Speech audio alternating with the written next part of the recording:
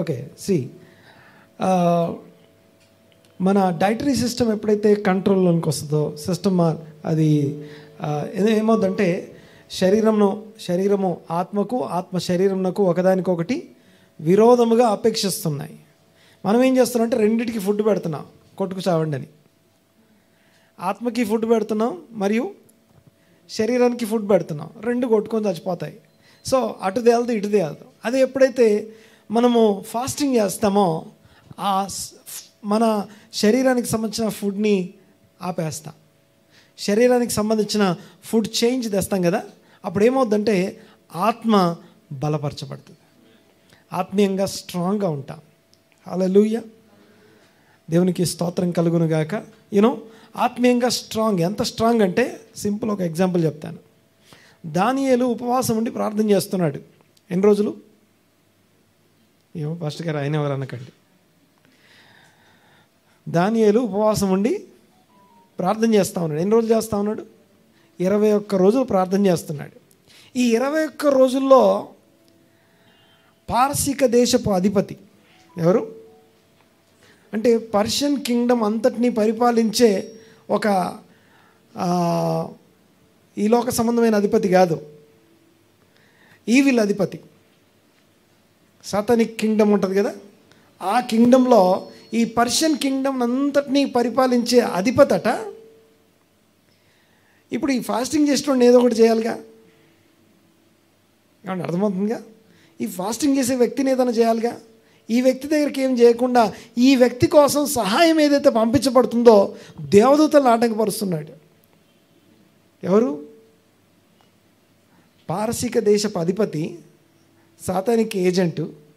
ఎవరిని ఆపేస్తున్నాడు? దేవుని దగ్గర నుంచి పంపించబడిన ఆ యొక్క గాబ్రియల్ దూతని ఆటంకపరుస్తున్నాడు, ఆ మెసేజ్ ఈయన దగ్గరికి రావద్దని.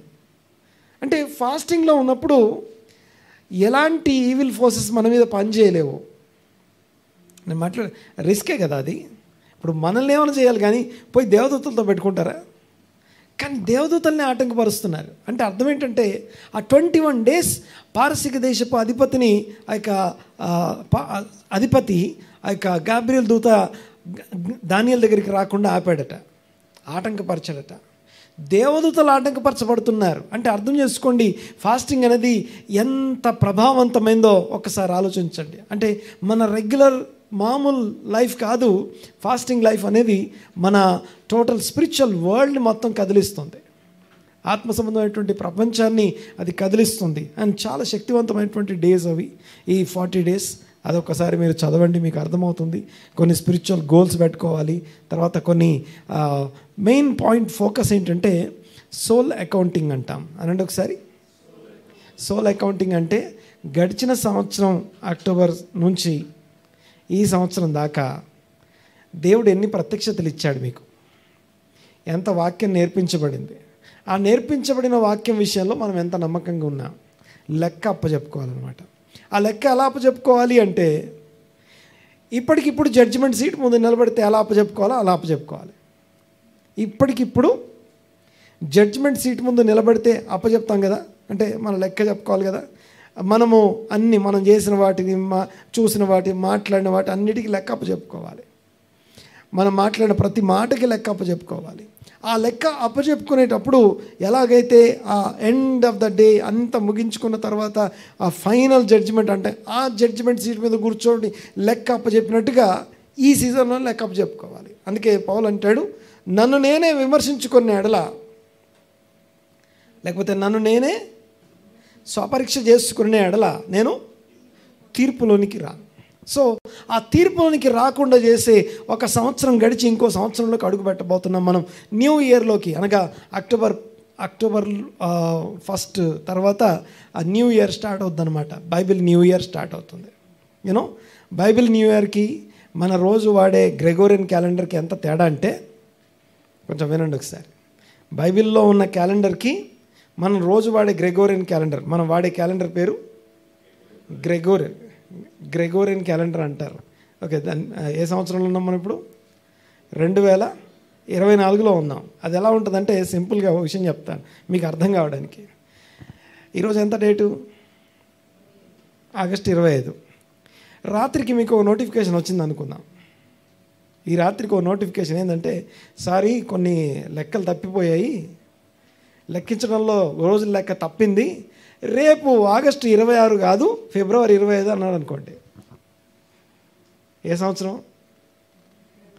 2024 సంవత్సరం ఫిబ్రవరి 25. అంటే మళ్ళీ మనకి ఈ డేస్ మళ్ళీ వస్తాయన్నమాట. ఇలాంటి రోజులు ఇంతకుముందు చాలా జరిగాయి. అలాంటి సందర్భాలు ఉన్నాయి ఆ క్యాలెండర్లో. అంటే కొన్ని లోపాలతో కూడినటువంటి యూనివర్సల్లీ యాక్సెప్టెడ్ క్యాలెండర్ అది. ఓకే, దాన్ని తప్పుపట్టడం నా ఉద్దేశం కాదు, కానీ universally accepted calendar. At the same time దాంట్లో చాలా లోపాలు ఉన్నాయి. రాత్రికి రాత్రి ఇదిగో రేపు మీకు ఆగస్టు 26 కాదు ఫిబ్రవరి 25 అంటే మనకి ఎలా ఉంటుందో ఇప్పుడు అవన్నీ మళ్ళీ వెనక్కి వెళ్ళి చదువు, ఎన్ని మార్చుకోవాలి ఒక్కసారి ఆలోచించండి. క్యాలెండర్ వెనక్కి వెళ్ళిపోతే అలాంటి సందర్భాలు చాలా జరిగాయి. అయితే విషయం ఏంటంటే గమనించండి ఒకసారి, Bible calendar most accurate and most reasonable calendar అది. అంతేకాదు బైబిల్ క్యాలెండర్ల లెక్కలు ఎంత స్పష్టంగా ఉంటాయో ఆది కాండము నుండి ఆ లెక్కలు ఎంత స్పష్టంగా ఉంటాయో అంత స్పష్టంగా ఉంటాయి. అయితే విషయం ఏంటంటే బైబిల్లో చెప్పే సంవత్సర లెక్కలన్నీ కూడా బైబిల్ క్యాలెండర్ లెక్కలు, మన క్యాలెండర్ లెక్కలు కాదు. చాలామంది ఏం చేస్తారంటే ట్రాన్స్లేట్ చేసి ఈ క్యాలెండర్ లెక్కల్లోనికి ఆ క్యాలెండర్ని తీసుకెళ్ళి మాట్లాడతారు. దీనికి ఏ సంబంధం లేదు. అయితే విషయం ఏంటంటే అలాంటి బైబిల్ క్యాలెండర్ అనేది ఇప్పుడు నీకు ఇష్టం ఉన్నా ఇష్టం లేకపోయినా, నీకు నచ్చినా నచ్చకపోయినా, ఆ పేర్లు పలకడం వచ్చినా రాకపోయినా, మెస్సయ్య కాలంలో మాత్రం ఆ క్యాలెండరే నడుస్తుంది. ఇప్పుడు కొంచెం నేర్చుకొని వెళ్తే మనకు కొంచెం మేలు అవుతాయి. హల్లెలూయా. రైట్, చూడండి ఒకసారి. ఓకే, ఆ క్యాలెండర్ ఈ లోకానికి పరిచయం చేయాలనేది ఇప్పటిది కాదు, 2005 2006 సంవత్సరం కలది. దాన్ని ప్రింట్ చేయడానికి లాస్ట్ 3 years బ్యాక్ నుంచి మనం ప్రింట్ చేస్తూ ఉన్నాం క్యాలెండర్ని. ఒకవేళ ఏమంటాం, ఈ డేట్ని బైబిల్ ప్రకారం ఎలా చూస్తాం, ఈరోజు ఏం జరిగింది. సో ఇప్పుడు మీకు ఇచ్చినటువంటి ఆ యొక్క పేపర్లో చూస్తే ఈ నెక్స్ట్ మంత్ అనగా సెప్టెంబర్ 1 నుండి అక్టోబర్ 12 వరకు 40 days అనమాట. 40 రోజుల ఉపవాస కూడికలు అవి, ఉపవాస దినాలవి, స్పెషల్ ఫోకస్ డేస్ అవి, సోల్ అకౌంటింగ్ డేస్ అంటాం. అనండి ఒకసారి. మన సోల్ని మనం అకౌంట్ చేసుకుంటాం, లెక్క చేసుకుంటాం. ఎలాగైతే సంవత్సరం అయిన తర్వాత ఫైనాన్షియల్ ఇయర్ ముగించేటప్పుడు సంవత్సరం అంతా స్టేట్మెంట్ పెట్టుకొని లెక్క చేసి ఏ డబ్బులు ఎక్కడి నుంచి వచ్చాయి, ఎలా పంపించామో, గవర్నమెంట్కి ఎలా లెక్క చెప్తామో, దేవునికి మన సోల్, ఇదిగో నాకు ఇంత వాక్యం నేర్పించావు, ఇంత వాక్యం విన్నాను, ఇంత వాక్యం తిన్నాను, ఏమండి, ఇంత వాక్యం విన్నాం తిన్నాం, మరి దాని ప్రకారం ఎంత జీవించాం, ఎక్కడ వదిలేసాం, ఏవి మర్చిపోయాం, మొత్తం చెక్ చేసుకునే సీజన్ 40 days. సో ఆ 40 days కొరకు ముందుగానే సిద్ధపడడం కొరకు మీకు అది ఇవ్వబడింది. ఒకసారి చదవండి. ఇంగ్లీష్లో చదివే వాళ్ళు ఇంగ్లీష్లో చదవండి, తెలుగులో చదవండి. ఇంకేమైనా క్వశ్చన్స్ ఉంటే నేర్చుకొని ఆ 40 days స్పెషల్గా ఉండటానికి ప్రయత్నం చేద్దాం.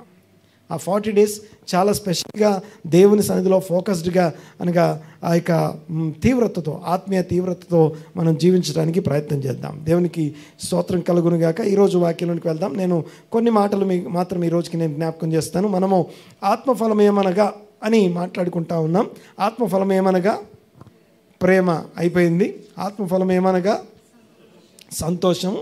ఆత్మఫలం ఏమనగా సమాధానం. ఆత్మఫలం ఏమనగా దీర్ఘశాంతం. అక్కడ ఉన్నాం మనం. సో ఈ దీర్ఘశాంతము అనే పదాన్ని లాస్ట్ వీక్ మనం మాట్లాడుకున్నాం. ఒక గ్రాఫ్ గురించి మాట్లాడుకున్నాం. ఆ గ్రాఫ్లో ఒక పక్కనేమో యాంగర్, కోపము లోయెస్ట్ వాల్యూస్ నుంచి హైయెస్ట్ వాల్యూస్కి పెరుగుతూ ఉంటుంది ఒక యాక్సిస్. ఇంకోటి శాంతము, సమాధానము, షాలోమ్ అంటాం. సమాధానం అనేది ఇంకొకది. ఇది కూడా లోయెస్ట్ వాల్యూస్ నుంచి హైయెస్ట్ వాల్యూస్కి ఉంటుంది. సో దీంట్లో 4 రకాల వ్యక్తుల గురించి మాట్లాడుకున్నాం. సరే, అదంతా మళ్ళీ ఇప్పుడు నేను చెప్పను. కానీ విషయం ఏంటంటే దానికి సంబంధించినటువంటి కొన్ని రెఫరెన్సెస్ ఈ సమయంలో జ్ఞాపకం చేస్తాను. కొన్ని రెఫరెన్సెస్ అనగా కొన్ని వచనాలు మాత్రం జ్ఞాపకం చేస్తాను. ఒకసారి జ్ఞాపకం చేస్తాను, గమనించండి ఒకసారి. ఆత్మఫలం ఏమనగా దీర్ఘశాంతం అనండి ఒకసారి. తెలుగులో మనకి దీర్ఘశాంతం అని రాస్తుంది. ఇంగ్లీష్లో లాంగ్ సఫరింగ్ అని కొన్ని బైబిల్స్లో, స్లో టు యాంగర్ అని ఇంకొన్ని బైబిల్స్లో, తర్వాత పేషెన్స్ అని ఇంకొన్ని బైబిల్స్లో రాస్తుంది. అంటే ఓపిక్గా సహనంతో ఉండడం, లేదా భరిస్తూ, లేకపోతే లాంగ్ సఫరింగ్ అంటాం. ఒకసారి ఆ డెఫినేషన్ చదువుతాను చూడండి ఒకసారి.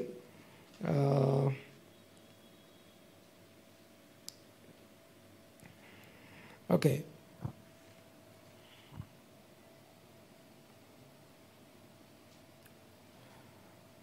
ఒక్క నిమిషం. లాంగ్ సఫరింగ్ అనే మాటకి ఈ ఫ్రూట్ ఆఫ్ ద స్పిరిట్ అనే ఈ యొక్క దీంట్లో ఈ లాంగ్ సఫరింగ్ అనే మాటకి డెఫినేషన్ ఏంటంటే the ability to endure are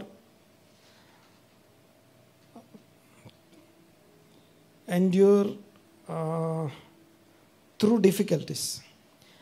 In the context of the fruit of the Spirit, if it represents the virtue of patience, which involves the capacity to tolerate delay, suffering or hardship without becoming angry or upset.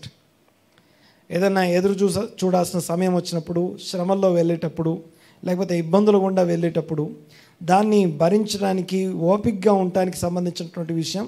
దాన్ని ఆ డిలేని భరించడం, ఆ సఫరింగ్ని భరించడం, లేకపోతే చూడండి ఒకసారి ఆ యొక్క దాన్ని ఏమంటామంటే దేవునికి స్తోత్రం కలుగునుగాక, కోపం తెచ్చుకోకుండా, కోపం తెచ్చుకోకుండా, అప్సెట్ అంటే ఏమంటారు తెలుగులో? నిరుత్సాహపడకుండా, కోపం తెచ్చుకోకుండా, ఆ శ్రమని, ఆ బాధని, ఆ వెయిటింగ్ని భరిస్తూ వెయిటింగ్ చేయడాన్ని దీర్ఘశాంతం అంటాం, లేదా లాంగ్ సఫరింగ్ అంటాం, లేకపోతే స్లో టు యాంగర్ అంటాం, లేకపోతే పేషెన్స్ అంటాం. ఇవన్నీ కూడా ఒకే పదం. దేవునికి స్తోత్రం. రైట్. పాయింట్ ఏంటంటే ఈ దీర్ఘశాంతము స్లో టు యాంగర్ అనండి ఒకసారి. కోపపడడానికి నిదానించుట అని అర్థం. కోపపడడానికి నిదానించడం అని అర్థం. అప్సెట్ అవ్వడం, కోపం తెచ్చుకోవడం, లేకపోతే వీటికి నిదానించడం ఏదైతే ఉందో అలా నిదానించడాన్ని, ఇది ఒక యాట్రిబ్యూట్, దేవుని యొక్క గుణం. అది దేవుని యొక్క గుణం అనండి ఒకసారి. దేవుని యొక్క మహిమ గుణాతిశయాల్లో ఒకటి ఈ లాంగ్ సఫరింగ్ ఆర్ ఆ యొక్క దాన్ని ఏమంటామంటే దీర్ఘశాంతం అంటాం తెలుగులో. సరే, ఈ దేవుని యొక్క గుణాతిశయాల్లో ఒకటైనటువంటి ఈ యొక్క దీర్ఘశాంతాన్ని మనము రిఫ్లెక్ట్ చేయడం. యాక్చువల్గా దేవునికి రూపం లేదు. దేవునికి అనండి ఒకసారి. దేవునికి ఎలాంటి షేప్ లేదు. ఆ షేప్ లేనటువంటి దేవుడు గుణాతిశయాలు కలిగి ఉన్నాడు. కొన్ని మహిమ, కృప గుణాతిశయాలు కలిగి ఉన్నాడు. గ్లోరియస్ మర్సీ యాట్రిబ్యూట్స్ కలిగి ఉన్నాడు. ఆ యాట్రిబ్యూట్స్ని ఆయన వాక్యం దగ్గరికి వచ్చి, అది ఎందు వాక్యం ఉండను, వాక్యము దేవుని వద్ద ఉండను, వాక్యము దేవుడై ఉండను, ఆ దేవుడై ఉన్న, వాక్యమై ఉన్న దేవుని దగ్గరికి వచ్చి ఆ గుణాతిశయాలు నేర్చుకొని రిఫ్లెక్ట్ చేసేటప్పుడు we are going to become his shape, his image. Amen. దేవుని గుణాతిశయాల్ని మనం ప్రతిబింబించినప్పుడు, దాన్ని రిఫ్లెక్ట్ చేసినప్పుడు ఆయన షేప్ మనం అవుతాం. ఆయన పేరు పెట్టబడిన వారమై ఆయన షేప్ అవుతాం మనం. అందుకే ఎక్కడ 2-3 నా నామమున కూడి ఉంటారో, లేకపోతే మనందరము క్రీస్తు శరీరంలోని అవయవాలము, అంటే మనందరం కలిస్తే క్రీస్తు యొక్క శరీరం అవుతాం. అయితే ఈ శరీరంలో ఆయన గుణాతిశయాలు ఉండాలి. ఆ శరీరం క్షమాభివృద్ధి చెందడం కోసం ప్రతి వారం వాక్యం వింటాం, ప్రతి దినము వాక్యాన్ని ధ్యానం చేస్తాం. అయితే గమనించండి ఒకసారి. నేను ఈ రోజున ఒక యాకోబు పత్రిక 1వ అధ్యాయాన్ని మాత్రం జ్ఞాపకం చేస్తాను. యాకోబు పత్రిక 1వ అధ్యాయాన్ని మాత్రం జ్ఞాపకం చేస్తాను. దాంట్లోకి వెళ్ళక ముందు నేను కొన్ని మాటలు మీకు జ్ఞాపకం చేయాలి. దానికంటే ముందు ఈ మాటలు చూడండి ఒకసారి. కీర్తన గ్రంథము 85వ కీర్తన, 86వ కీర్తన 15వ వచనం. ఒక్కసారి కొన్ని మాటలు ముందు రెఫరెన్సెస్ చూసిన తర్వాత యాకోబు పత్రిక 1వ అధ్యాయము ఈ యొక్క పేషెన్స్ గురించి, లేకపోతే లాంగ్ సఫరింగ్ గురించి యాకోబు ఏమంటున్నాడో చూద్దాం. దానికంటే ముందు కీర్తన 86:15 చూద్దాం ఒకసారి. ప్రభువా, నీవు దయాదాక్షిణ్యములు గల దేవుడు, దయాదాక్షిణ్యములు గలవాడు, దీర్ఘశాంతుడు, కృపా సత్యముల సమృద్ధి గలవాడు. తర్వాత రైట్, సమృద్ధి గలవాడు అంటే దేవుడు కృపా సమృద్ధి గలవాడు, కృపా సత్యం యొక్క సమృద్ధి గలవాడు. తర్వాత దేవునికి స్తోత్రం కలుగునుగాక. చూడండి ఒకసారి. ఆ తర్వాత రెండవ విషయం ఏంటంటే ఆయన దీర్ఘశాంతం. దీర్ఘశాంతం అంటే కోపం చూపించే విషయంలో చాలా నిదానించేవాడు అన్నమాట. ఓకే, దేవుని యొక్క గుణం అని చెప్పాను కదా. ఇంకో వచనం చూద్దాం ఒకసారి. యోవేలు గ్రంథము 2వ అధ్యాయం 13వ వచనం. యోవేలు గ్రంథము 2వ అధ్యాయం 13వ వచనం.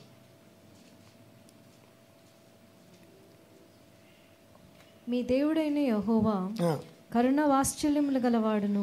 మీ దేవుడైన యెహోవా కరుణ వాత్సల్యములు గలవాడును, శాంతమూర్తి, అత్యంత కృపగలవాడై ఉండి తాను చేయనుద్దేశించిన కీడును చేయక పశ్చాత్తాపడును గనుక మీ వస్త్రములను చింపుకోకుండా హృదయాన్ని చింపుకొని ఆయన తట్టు తిరగండి.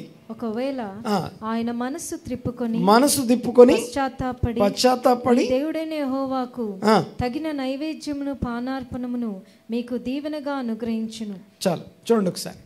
దేవుడు మన ఎడల దీర్ఘశాంతం చూపించడం కోసం మనం ఆయన తట్టు తిరుగుదాము అంటున్నాడు. అంటే దేవుని గుణాతిశయాల గురించి ఫస్ట్ అవి గుణాతిశయాలని చెప్పడం కోసం కీర్తన 86:15 మరియు యోవేలు 2వ అధ్యాయం 13వ వచనం. ఇంకోటి కూడా చూద్దాం ఒకసారి. నహూము గ్రంథం 1వ అధ్యాయం 3వ వచనం.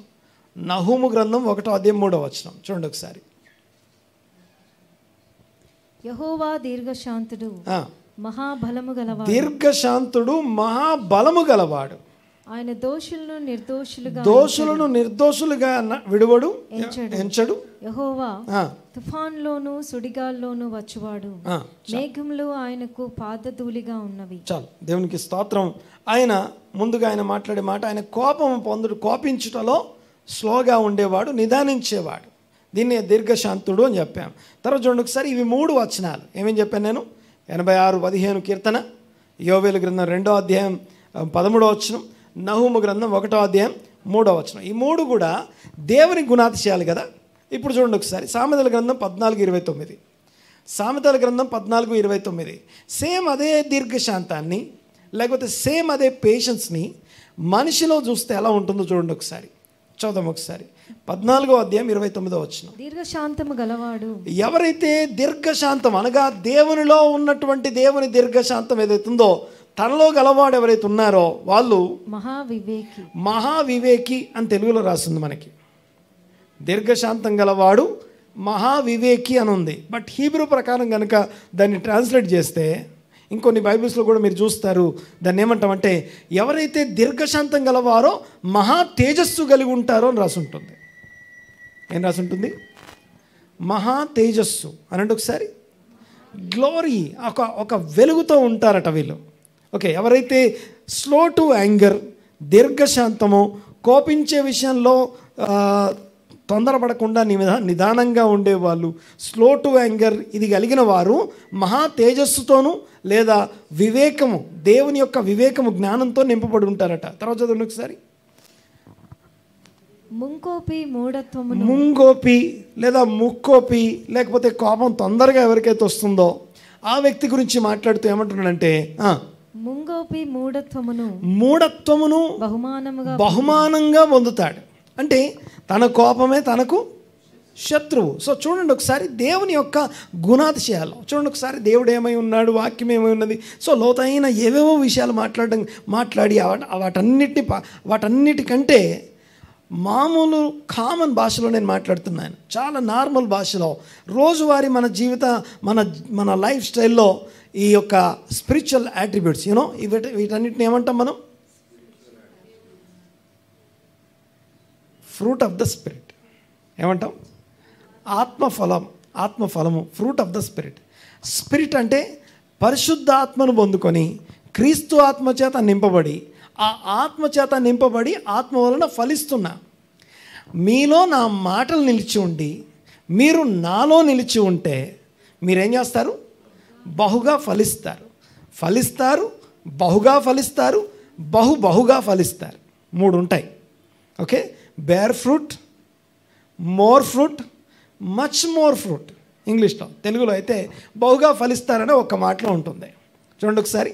ఫలించుట, బహుగా ఫలించుట, బహుగా ఫలించుట, చాలా ఫలించాలి. ఎప్పుడు ఇది? నా మాటలు, దేవుని వాక్యం మనలో, క్రీస్తు మాటలు మనలో ఉండి మనం ఆయనలో ఉంటే మనం ఫలిస్తాం. ఏం ఫలిస్తామంటే దిస్ ఈజ్ ద ఫ్రూట్. దీర్ఘశాంతం అనేది ఒక ఫ్రూట్. అది దీర్ఘశాంతం అనేది ఒక ఫ్రూట్. ఏం ఫలిస్తాం మనం? ఎలా ఫలిస్తాం? ఏ రకమైన ఫలం ఫలిస్తామంటే ఇదిగో దీర్ఘశాంతము, స్లో టు యాంగర్ అనండి ఒకసారి. సో కోపించే విషయంలో నిదానించడం, లేదా దీర్ఘశాంతము, స్లో టు యాంగర్, దీన్ని లాంగ్ సఫరింగ్ ఆర్ పేషెన్స్, ఇవన్నీ కూడా ఒకే పదాన్ని తెలియజేస్తున్నాయి. సరే చూడండి ఒకసారి. ఇలాంటి ఆ యొక్క ఆత్మ ఫలములో దీర్ఘశాంతం ఒకటి. ఆ దీర్ఘశాంతం అనేది దేవుని యొక్క యాట్రిబ్యూట్, అనగా దేవుని యొక్క గుణాతిశయాల్లో ఒకటి. 34వ అధ్యాయము 6వ వచనంలో నిర్గమాకాండంలో దేవుని యాట్రిబ్యూట్, అది దేవుని గుణం. అది అయితే ఇక్కడ దాని యొక్క యాట్రిబ్యూట్ని ఎవరైతే మనుషులు దాన్ని పొందుకుంటారో, ఎవరైతే దీర్ఘశాంతం గలవాడే ఉంటాడో వాడు వివేకము కలిగి ఉంటాడు, లేదా తేజస్సు కలిగి ఉంటాడు. దీర్ఘశాంతం లేకుండా దానికి ఆపోజిట్ ఏంటది? దీర్ఘశాంతానికి ఆపోజిట్ వర్డ్ ఏంటి? కోపము, శాంతము, ఇదంతా కూడా ఒకటే. ఇప్పుడు చల్లగా వేడిగా అని రెండు వేరువేరు కాదు. చల్లగా వేడిగా అనేది రెండు వేరువేరు స్కేల్ కాదు, రెండు ఒకటే స్కేలు. కింద ఉంటే చల్లగా ఉంటాం, పైకి వెళ్తే వేడిగా ఉంటాం. సో కోపము, శాంతం అనేది కూడా రెండు వేరువేరు కాదు, ఒకటే స్కేల్ అది. ఒక పక్కన ఉంటే కోపంతో ఉంటాం, ఇంకో పక్కన ఉంటే శాంతంతో ఉంటాం. అర్థమవుతుందిగా? ఒకటే స్కేల్, పైనుంచి కిందికి అన్నమాట. అయితే పాయింట్ ఏంటంటే చూడండి ఒకసారి, దీర్ఘశాంతం అంటే highest value of spiritual attribute, దేవుని యొక్క గుణాతిశయాల్ని ప్రచురించే అద్భుతమైనటువంటి విషయం. అలా ఎవరైతే దీర్ఘశాంతం కలిగి ఉంటాడో, తేజస్సు కలిగి వివేకం కలిగి ఉంటాడో అని మాట్లాడుకున్నాం. అయితే దానికి ఆపోజిట్ ఎవరైతే ఉన్నారో, ముంగోపి, ముక్కోపి అని చెప్పేవాడు ఎవరు? వీళ్ళు ఏం చేస్తారట? ఏం బహుమానం పొందుతారట? మూఢత్వాన్ని, ఫూలిష్నెస్ని బహుమానంగా పొందుతారు. అంతేకాదు, అక్కడ మనకి ఇంకో విషయం కూడా మనకి బోధపడుతుంది. ఏంటంటే చీకటి ఉంటుంది. ఇక్కడ ఏముంటుంది? ఇప్పుడు ఒక క్యాండిల్ ఇంకో క్యాండిల్ ఏం చేస్తాం? వెలిగిస్తాం. ఒక వెలుగు ఇంకో వెలుగును వెలిగిస్తుంది, ఒక క్యాండిల్ ఇంకో క్యాండిల్ వెలిగిస్తుంది. అలాగే ఈ కోపం ఏం చేస్తుందంటే ఒక దగ్గర నుంచి ఇంకో దగ్గరికి పాస్ అవుతుంది. దాని గురించి చూపిస్తాను చూడండి ఒకసారి. మళ్ళొకసారి చదవం ఒకసారి. సామెతల గ్రంథం. దీర్ఘశాంతము గలవాడు మహావివేకి.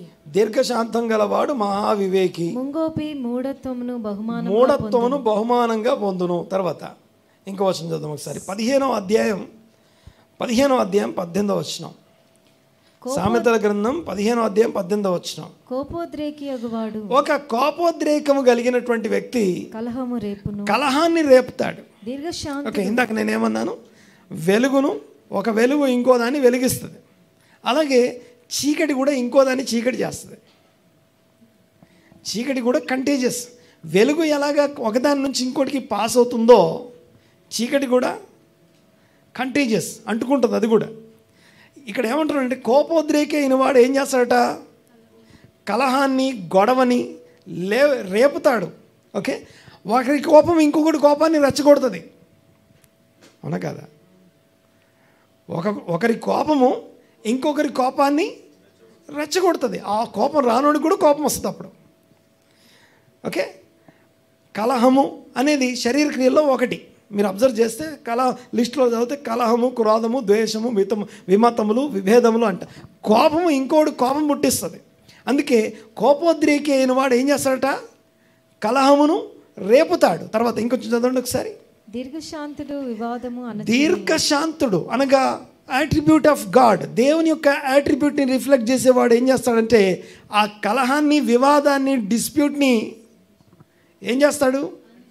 అణచివేస్తాడు. సప్రెస్ అయిపోద్ది అక్కడ. హల్లెలూయా. అర్థమవుతుంది నేను మాట్లాడేది. సో ఇవన్నీ ఎందుకు ఇవన్నీ జ్ఞాపకం చేస్తున్నానంటే మనల్ని మనం చెక్ చేసుకోవడానికి, నేను ఎక్కడున్నానో చూసుకోవడానికి. మన రోజువారీ జీవితంలో దేవుని వాక్యం నీ నుంచి నా నుంచి ఏం కోరుకుంటుందో స్పష్టంగా మాట్లాడుకుంటున్నాం. లోతైనటువంటి ఆ భాష ఈ భాష వ్యాకరణాల్లోనికి మనం వెళ్ళట్లేదు, చాలా స్పష్టంగా సూటిగా మాట్లాడుకుంటున్నాం. చూడండి ఒకసారి. కోపోద్రేకి అయిన వాడు కలహాన్ని రేపుతాడు, దీర్ఘశాంతుడు వివాదం, డిస్ప్యూట్ని ఏం చేస్తాడు? వివేకంతో, తన తేజస్సుతో దాన్ని అణచివేస్తాడు. సప్రెస్ అయిపోతుంది. వెలుగు చీకటిని అణచివేస్తుంది. అందుకే తేజస్సు అనే పదం మనం చూస్తాం అక్కడ. సరే, ఇంకో కంటిన్యూ చేయం ఒకసారి. 15వ అధ్యాయం 18వ వచనం. కోపం, కోపోద్రేకి అగువాడు కలహము రేపును, దీర్ఘశాంతుడు వివాదం అణచివేయును, వివాదములు అణచివేయును.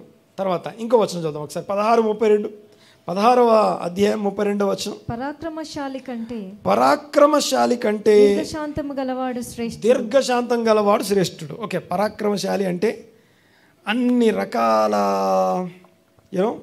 మిక్స్డ్ మార్షల్ ఆర్ట్స్ అన్నీ నేర్పించిన, అన్నీ తెలిసినటువంటి వ్యక్తిని పక్కన పెట్టి ఒక దీర్ఘశాంతం పక్కన పెడితే హూ ఇస్ ద బెస్ట్ అని అడిగితే ఎవరు best? దీర్ఘశాంతుడు best.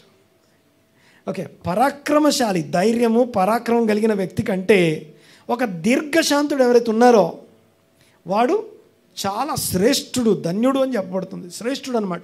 Who is the best అంటే. అందుకే మార్షల్ ఆర్ట్స్ నేర్పించేటప్పుడు ముందు దీర్ఘశాంతం నేర్పించినాక మార్షల్ ఆర్ట్స్ నేర్పిస్తారు. ఏమో మరి మీకు తెలుసో తెలీదు. ముందు దీర్ఘశాంతం నేర్పించి తర్వాత మార్షల్ ఆర్ట్స్ నేర్పిస్తారు. సరే, ఎందుకంటే ఆ మార్షల్ ఆర్ట్స్ ఉట్టిగా మూర్ఖులు నేర్పిస్తే అది ఏం చేస్తారో వాళ్ళకి తెలుసు కాబట్టి. సరే చూడండి ఒకసారి, ఇంకొంచెం చూద్దాం ఒకసారి. నెక్స్ట్ 16:32. పట్టణము పట్టుకొను వాని కంటే తన మనస్సును స్వాధీనపరుచుకొనువాడు శ్రేష్ఠుడు. ఒకసారి మళ్ళీ చూడండి ఒకసారి, ఏమని రాస్తుంది అక్కడ? పరాక్రమశాలి కంటే దీర్ఘశాంతం కలిగిన వాడు, దేవుని యొక్క అట్రిబ్యూట్ కలిగిన వాడు శ్రేష్ఠుడు ఒకటి. నెక్స్ట్ మాట ఏమని రాస్తుంది? ఒక పట్టణమంతా తన కంట్రోల్లోకి తెచ్చుకోగలిగిన వాడి కంటే తన మనస్సును తన స్వాధీనంలోకి, తన సోల్ని. ఓకే, సోల్ అనండి ఒకసారి. మనస్సు అంటే యాక్చువల్గా సోల్ అని ఉంటుంది. సోల్ అనే మాటకి లిటరల్ మీనింగ్ ఏంటంటే 3 ఉంటాయి అందులో. మళ్ళీ మర్చిపోయిన వాళ్ళ కోసం లేకపోతే కొత్త వాళ్ళ కోసం గుర్తు చేస్తున్నాను. What is a soul? 3 విషయాలు. నెంబర్ 1, దాన్ని ఏమంటాం? ఫస్ట్ది ఎమోషన్స్, భావోద్వేగాలు అనండి ఒకసారి. ఓకే, ఆల్ ఎమోషన్స్ అన్నీ సోల్లో ఉంటాయి, మన బాడీలో ఉండవు. ఎక్కడుంటాయి? సోల్లో ఉంటాయి. ఓకే, సోల్లో ఉండి బాడీ ఆపరేట్ చేస్తుంది అది. ఓకే, ఒక కంప్యూటరు, ఒక CPU ఎట్లయితే ఉంటుందో దానికి తెలివి దానికి ఉన్నప్పటికీ ఒక కమాండ్ ఇచ్చేవాడు ఒకడు ఉంటేనే అది ఎలా పనిచేస్తుందో సోల్ని బట్టి బాడీ పనిచేస్తుంది. Okay, we are all not body beings, we are all soul beings. దేవుడు నరుని యొక్క నాసికారంధ్రంలో జీవవాయు ఊదగా నరుడు జీవాత్మ లేకపోతే జీవించే సోల్ అయ్యాడు, లివింగ్ సోల్ అయ్యాడట. We are all living souls in a body. Living souls, ఒక బాడీలో నివసిస్తున్నటువంటి సోల్స్ మనం. అయితే ఈ సోల్లో 3 విషయాలు ఉంటాయి. ఒకటి, భావోద్వేగాలు అన్నీ సోల్లో ఉంటాయి. ఎక్కడుంటాయి? సోల్ లోపల. ఓకే, ఆ సోల్ అనే పదానికి we don't have proper word. తెలుగులో కానీ వేరే ఏ భాషలో కూడా ప్రాపర్ వర్డ్ లేదు దానికి. అందుకే హీబ్రూలో నెఫెష్ అంటారు దాన్ని. ఓకే, నఫాష్ అనే మాటకి శ్వాస అని అర్థం. శ్వాసించే వాటన్నిటినీ సోల్ కలిగిన వాటి కింద లెక్కపడతాం. సరే చూడండి ఒకసారి. ఒక సోల్ని స్వాధీనమందు ఉంచుకొని వాడు అంటే సోల్ దేవుని యొక్క నాసికారంధ్రం నుంచి వచ్చినటువంటి సోల్ అది కనుక స్వాధీనంలో ఉందనుకోండి, అప్పుడు ఆ వ్యక్తి చాలా స్వాధీనంలో ఉన్నట్టు. ఒక పట్టణాన్ని జయించి కూడా తన మీద తనకి కంట్రోల్ లేకపోతే, తన సోల్ మీద తన కంట్రోల్ లేకపోతే వాడు బెటరా వీడు బెటరా అంటే, ఒక పట్టణాన్ని పట్టుకునే వాడి కంటే కూడా తన మనస్సును తన స్వాధీనంలో ఉంచుకునేవాడు ఎవరైతే ఉన్నారో వాడు శ్రేష్ఠుడు. అర్థమవుతుంది కదా? చూడండి ఒకసారి. ఒకటి, భావోద్వేగాలు. 2, చాయిస్ అనండి ఒకసారి. చాయిస్, మన చాయిస్ కూడా మన బాడీలో, మన బ్రెయిన్లో ఉండదు, మన సోల్లో ఉంటుంది. తర్వాత 3వది ఏంటంటే ఆర్ ఇంటెలెక్చువాలిటీ, ఐక్యూ అంటాం. సో జ్ఞానము, తెలివి, వివేచన, అవగాహన ఇవన్నీ సోల్లో ఉంటాయి, బాడీలో ఉండవు. మళ్ళొకసారి, నీ బ్రెయిన్ తీసుకొచ్చి అక్కడ పెట్టినా అంతే వెయిట్ ఉంటుంది, ఆల్బర్ట్ ఐన్స్టీన్ బ్రెయిన్ తీసుకొచ్చి అక్కడ పెట్టినా అంతే వెయిట్ ఉంటుంది. దాని లోపల ఎక్స్ట్రా మెలికలే ఉండవు. ఓకే, అందరి బ్రెయిన్లో ఉన్నట్టే అక్కడ కూడా ఉంటుంది. కానీ జ్ఞానము, వివేకాలు ఎక్కడ ఉంటాయి? సోల్లో ఉంటాయి, బ్రెయిన్లో కాదు. ఓకే, సో పాయింట్ ఏంటంటే ఆ సోల్ ఎడ్యుకేట్ చేయబడాలి. ఆ సోల్కి ఎడ్యుకేషన్ అవసరం. ఓకే, నీ సోల్ వర్ధిల్లిన కొలది, నీవు అన్ని విషయాల్లో వర్ధిల్లుతావు. అయితే చూడండి ఒకసారి, ఆ సోల్కి ఎడ్యుకేషన్ ఎక్కడి నుంచి అంటే దేవుని వాక్కు వలన కలుగుతూ ఉంది. అయితే నా పాయింట్ ఏంటంటే ఎవరైతే తన సోల్ని తన స్వాధీనమందు ఉంచుకుంటారో ఒక పట్టణాన్నంతా జయించినోడి కంటే కూడా ఈ సోల్ని కంట్రోల్లో పెట్టుకున్నోడు గ్రేట్ అన్నమాట. ఓకే, కంటిన్యూ చేద్దాం ఒకసారి. ఒకటి, దేవుని యొక్క యాట్రిబ్యూట్స్ ఇవి. రెండు, ఆ దేవుని యొక్క యాట్రిబ్యూట్స్ అన్నీ కూడా ఎవరైతే ఇండివిజువల్ కలిగి ఉన్నారో వాళ్ళ ధన్యతలు మాట్లాడుకున్నాం ఇప్పటిదాకా. ఇవన్నీ కూడా సామెతల గ్రంథంలో మాట్లాడుకున్నాం. కొన్ని కొత్త నిబంధన వచనాలు కూడా జ్ఞాపకం చేస్తాం. చూడండి ఒకసారి. ముఖ్యంగా రోమీలకు రాసిన పత్రిక 2వ అధ్యాయం 4వ వచనం. రోమపత్రిక 2వ అధ్యాయం 4వ వచనం. దేవుని అనుగ్రహము మారు మనసు పొందుటకు నిన్ను ప్రేరేపించినదని ఎరుగక. దేవుని యొక్క దీర్ఘశాంతము, అనుగ్రహము మన కోసం అది మన నుంచి ఏం ఆశిస్తుంది అంటే, ఇంకో రోజు మనకి ఆపర్చునిటీ ఎందుకు ఇవ్వబడిందంటే to repent and come back. వెన్ను తిరగడానికి, మారు మనసు పొందడానికి, దేవుని తట్టు తిరగడానికి అవకాశం ఇస్తుంది ఈ దీర్ఘశాంతం అనేది. అలాగే ఒక వ్యక్తి యొక్క దీర్ఘశాంతం కూడా ఈ భూమి మీద అనేకులు తనను ఆకర్షించే విధంగా అది అనేకులను తన దగ్గరికి తీసుకొస్తుంది. కోపము నిన్ను శత్రువుని చేస్తుంది లోకానికి, అదే దీర్ఘశాంతం నిన్ను అందరికీ బంధువుని చేస్తుంది. ఓకే, అర్థమైంది నేను చెప్పింది. సో దేవుని యొక్క దీర్ఘశాంతం అట మనందరి మారు మనసు కోసం మనల్ని ప్రేరేపిస్తుందట. అలాగే ఆ దీర్ఘశాంతం అంటే కోపం చూపించడాన్ని పోస్ట్పోన్ చేయడం, లాంగ్ సఫరింగ్, లేకపోతే ఏదైతే మాట్లాడుకున్నామో అదేం చేస్తుందంటే అందరికీ బంధువు అవ్వడానికి నీకు సహాయం చేస్తుంది. అర్థమవుతుంది నేను మాట్లాడి తర్వాత చూడండి ఒకసారి, మళ్ళొకసారి చెప్పనా. దేవుని అనుగ్రహము, కోపము అందరికీ శత్రువుని చేస్తుంది నేను. ఓకే, దీర్ఘశాంతము అందరికీ నేను బంధువుని చేస్తుంది, చుట్టాన్ని చేస్తుంది. ఓకే రైట్, చూడండి ఒకసారి. దీర్ఘశాంతం కలిగిన వాళ్ళకి చుట్టాలు ఎక్కువ, బంధువులు ఎక్కువ. సరే, అమ్మ ఎఫ్ఎస్సి పత్రిక 4వ అధ్యాయం 2వ వచనం చూడండి ఒకసారి. నేను ఎఫ్ఎస్సి పత్రిక 4వ అధ్యాయం 2వ వచనం. కాబట్టి మీరు సమాధానమను బంధము చేత ఆత్మ కలిగించు ఐక్యతను కాపాడుకొంటయందు శ్రద్ధ కలిగిన వారే ప్రేమతో ఒకరినొకరు సహించుకుంటూ మీరు పిలువబడిన పిలుపుకు తగినట్టుగా దీర్ఘశాంతముతో కూడిన సంపూర్ణ వినయముతో సాత్వికంతో నడుచుకోండి. ఒక పిలుపు మీకు ఉంది కదా. ఓకే, ఇన్ని ఇన్స్ట్రక్షన్స్ ఇవి అంటే దీర్ఘశాంతానికి సంబంధించిన ఇన్స్ట్రక్షన్స్. ఇక్కడ నెంబర్ 1 ఏం చూస్తామంటే, దేవుడు నిన్ను ఒక విషయం కోసం పిలుచుకున్నాడు కదా. ఆ దేవుడు పిలుచుకున్న పిలుపు ఏదైతే ఉందో ఆ పిలుపుకు తగినట్టుగా జీవించడం కోసం నీకేం కావాలి అంటే దీర్ఘశాంతం కావాలి. దీర్ఘశాంతం కలిగి నడుచుకోండి అంటాడు. అది ఎంత శ్రేష్టమైందో, ఎంత విలువైందో, దేవుని రాజ్యంలో ఎంత ఏమంటామంటే ప్రాఫిటబుల్లో చూడండి ఒకసారి, ఎంత లాభకరమైనటువంటి ఫ్రూటో చూడండి ఒకసారి. ఓకే, అన్ని ఫ్రూట్స్ బిజినెస్ ఉంటుంది కదా, అందులోకెల్లా one of the best fruit ఇది. ఏం ఫ్రూట్ ఇది? దీర్ఘశాంతం. చాలా కాస్ట్లీ ఇది. సో చూడండి ఒకసారి, చాలా శ్రేష్టమైంది, చాలా ధన్యకరమైంది. తర్వాత చూడండి ఒకసారి, మొదటిది ఏం మాట్లాడుకున్నాం ఇప్పుడు? ఎఫ్ఎస్సి పత్రిక 4వ అధ్యాయం 2వ వచనంలో ఏం చూసామంటే పిలుపుకు తగినట్టుగా జీవించడం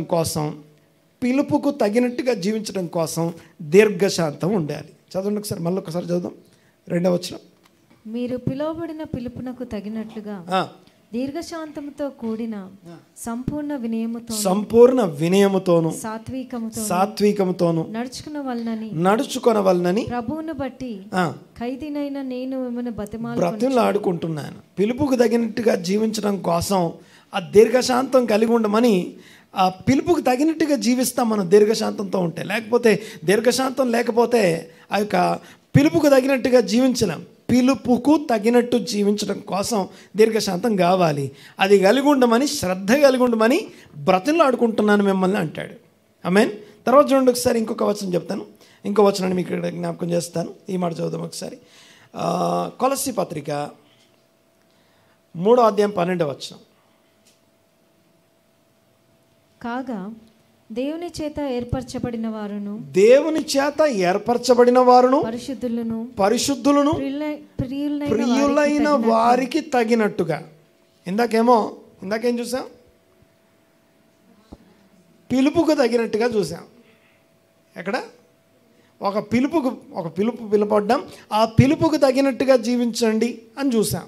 ఇక్కడనేమో మీరు దేనికోసం పిలువబడ్డారు, ఎవరి మధ్యలోకి పిలువబడ్డారు?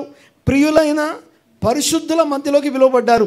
ఆ ప్రియులైన పరిశుద్ధుల మధ్యలో ఉండడం కోసం, నువ్వు ఉండే ఆ సమాజం కోసం, సమాజం మధ్యలో ఆ సమాజపు స్థాయి కోసం నువ్వేం చేయాలంటే దీర్ఘశాంతం కలిగి ఉండాలి. చదవండి ఒకసారి.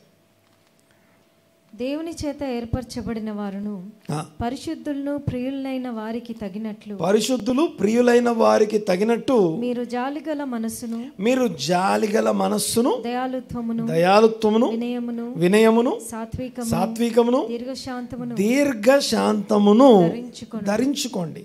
దీన్ని డ్రెస్ లాగా మాట్లాడుతున్నాడు. ఇది ఒక పిలుపుకు తగినట్టు, పరిశుద్ధ సమాజానికి, పరిశుద్ధులకు తగినట్లు ఈ డ్రెస్ వేసుకొని కనపడండి. పిలుపుకు తగినట్టు దీర్ఘశాంతాన్ని ధరించుకోండి. అదొక డ్రెస్ అంటున్నాడు. మామూలుగా అందరం అనుకుంటాం, లోపల నుంచి నేను ఎంత ట్రై చేసినా రావట్లేదండి అంటాం. లోపల నుంచి రాకపోతే పర్వాలేదు, పైన డ్రెస్ అన్న వేసుకోవాలని చెప్తున్నాడు అండి. దీర్ఘశాంతం లోపల నుంచి రావాలి. యాక్చువల్గా లోపల నుంచి రాలేదు, దాన్ని పైన ఒక డ్రెస్ లాగానే ధరించుకోమని చెప్తున్నాడు. దాన్ని ఒక డ్రెస్ ఎలాగైతే పైనుంచి ధరించుకుంటామో అలా ధరించుకోమని చెప్తున్నాడు. ధరించుకొని కనపడమని చెప్తున్నాడు. అర్థమవుతుంది కదా? సరే, ఇవన్నీ కలిపి వీటన్నిటి గురించి వివరణాత్మకంగా యాకోబు పత్రిక 1వ అధ్యాయాన్ని చూసుకొని మనం ముగించుకుందాం ఈ రోజుకి. యాకోబు పత్రిక 1వ అధ్యాయం అంతా కూడా పేషెన్స్ గురించి మాట్లాడుతుంది, లేదా లాంగ్ సఫరింగ్ గురించి మాట్లాడుతుంది, లేదా ఆ యొక్క స్లో టు యాంగర్ లేకపోతే స్లో టు అప్సెట్ అని మాట్లాడుతుంది. ఓకే, సో దానికి సంబంధించినటువంటి భాగం ఇప్పటిదాకానేమో anger and slow to anger అని మాట్లాడుకున్నాం. ఇక్కడ మాత్రం యాంగర్, స్లో టు యాంగర్ వీటి గురించి మాట్లాడేది, కానీ ఇక్కడ ఎండ్యూరెన్స్ అనగా సహనము, సహిస్తూ బ్రతకడం గురించి నేర్పిస్తుంది. పేషెన్స్ గురించి మాట్లాడుతుంది. ఇప్పటిదాకా దీర్ఘశాంతం ఒక లెవెల్లో చూసాము, ఇప్పుడు నుంచి చూడబోయే దీర్ఘశాంతం ఇంకో లెవెల్లో ఉంటుంది. అర్థమవుతుంది నేను మాట్లాడేది? ఇప్పటిదాకానేమో మనము దీర్ఘశాంతాన్ని కోపము, సమాధానము అనే మధ్యలో చూసాం. ఇప్పుడేమో శ్రమలో ఓపిక, ఓర్పు, సహనం, ఆ యొక్క సహిస్తూ బ్రతకడం గురించి ఇది చెప్తా ఉంది. చూడండి ఒకసారి యాకోబు పత్రిక ఉన్నటువంటి ఒక పేరు ఏంటంటే ప్రోవెబ్స్ ఆఫ్ న్యూ టెస్టిమెంట్, క్రొత్త నిబంధన సామెతలు అంటాం. దీన్ని ఏమంటారు? యాకోబు పత్రికను ఏమనాలి? పాత నిబంధనల సామెతల గ్రంథం ఎలాగో ఇది క్రొత్త నిబంధన సామెతల గ్రంథం. ఇది ఏ గ్రంథం? యాకోబు పత్రిక. చూడండి ఒకసారి యాకోబు పత్రిక 1వ అధ్యాయం. ఈ 1వ అధ్యాయంలో మనం ముఖ్యంగా కొన్ని విషయాలు మాత్రమే జ్ఞాపకం చేస్తాను. 1 నుంచి చూడండి ఒకసారి. 2వ వచనం చదువు ఒకసారి. చదవమా. నా సహోదరులారా, మీ విశ్వాసమునకు కలుగు పరీక్ష ఓర్పును పెట్టించిన ఎరిగి మీరు నానా విధములైన శోధనలో పడినప్పుడు అది మహానందమని ఎంచుకొనుడి. మీరు సంపూర్ణులను అనునాంగులను ఏ విషయంలోనైనా కొదువలేని వారినై ఉండునట్లు ఓర్పు తన క్రియను కొనసాగింపనీయుడి. మీరు ఏ దీర్ఘశాంతమునైతే, ఓర్పునైతే, పేషెన్స్నైతే వాక్యం చెప్తుందో ఆ ఓర్పును పని చేయనీయండి అంటాడు. కోపం పని చేసిన దానికన్నా ఓర్పు పని చేయడం చాలా మంచిది. ఓకే, అప్సెట్ అవ్వకుండా, కోపం తెచ్చుకోకుండా, లేకపోతే నిరుత్సాహపడకుండా, లేకపోతే ఏమంటాం దానికి, ఓకే, టెన్షన్, వర్రీ ఇవన్నీ లేకుండా ఓపిక తన పనిని తను చేసుకొనియండి. ఓకే, వాళ్ళ పనిని డిస్టర్బ్ చేయకండి. ఎవరి పని అనండి ఒకసారి. ఓపిక మనలో పనిచేస్తుందట. నీ లోపల పనిచేసే ఓపికని డిస్టర్బ్ చేయకండి. ఓకే, ఓర్పు తన క్రియ కొనసాగిస్తుంది మన లోపల. ఆ కొనసాగించే ఓర్పు యొక్క క్రియను డిస్టర్బ్ చేయకండి. ఎందుకంటే ఆ ఓర్పు క్రియ చేస్తూ ఉంటే మనము మన విశ్వాసంలో ఎదుగుతామట. ఒక్కసారి నేను ఎక్స్ప్లెయిన్ చేస్తాను, చూడండి ఒకసారి. 2వ వచనం. నా సహోదరులారా. ఈ నా సహోదరులారా అనే ఆయన ఎవరు తెలుసా? యేసు ప్రభు యొక్క సహోదరుడు. ఎవరు? ఓకే, తెలుగులో ఏం పేరు ఉంటుంది? పుస్తకం పేరు, ఈ బుక్ పేరు ఏమని ఉంటుంది? ఇంగ్లీష్లో ఏమనుంటుంది తెలుసా? ఏమనుంటుంది? యాకోబు మరి జేమ్స్ ఎట్లా అయ్యాడు? ఓకే, కింగ్ జేమ్స్ ఎవరైతే ట్రాన్స్లేట్ చేశారో ఆయన తన పేరుని అక్కడ ఉండాలి. ఎవరి పేరు? యేసు ప్రభు సహోదరుని పేరులో నా పేరు ఉండాలని ఆయన పేరు పెట్టుకున్నాడు. ఓకే, ఒక్క కింగ్ జేమ్సే దాన్ని బాగా పాపులర్ చేశాడు. యాకోబు అంటే జేమ్స్ పత్రిక అని. యాక్చువల్గా అది జేమ్స్ కాదు, యాకోబ్ పత్రిక అది. అంతేకాదు మేరీ అనే వర్డ్ ఉందా? మేరీ అనే వర్డ్ కూడా కొత్త నిబంధనలో ఓల్డ్ దాంట్లో లేదు. మరియం అనే ఉంటుంది అది. కానీ వీళ్ళ తల్లి పేరు కూడా తీసుకురావడం కోసం ఆ మేరీ అనే వర్డ్ని కూడా చాలా పాపులర్ చేశాడు ఈ కింగ్ జేమ్స్ అనే ఆయన. ఓకే, జస్ట్ మన అవగాహన కోసం చెప్తున్నాను. అయితే నా పాయింట్ ఏంటంటే, యేసు ప్రభు సహోదరుడు ఆయన పిలుస్తూ చెప్తున్నాడు, నా సహోదరులారా అని పిలుస్తున్నాడు. ఓకే, చూడండి ఒకసారి. నా సహోదరులారా, మీ విశ్వాసములకు కలుగు పరీక్ష, ఏదైతే మనం ట్రయల్స్, ట్రిబులేషన్స్, సమస్యలు, ఇబ్బందులు గుండా వెళ్తున్నాం, యూనో, శ్రమలు లేకుండా ఎవరు ఉండరు. ఏమండి, కరెక్టే కదా? మాకు ఏ శ్రమ లేదని ఎవరు చేయెత్తరు నేను అడిగితే.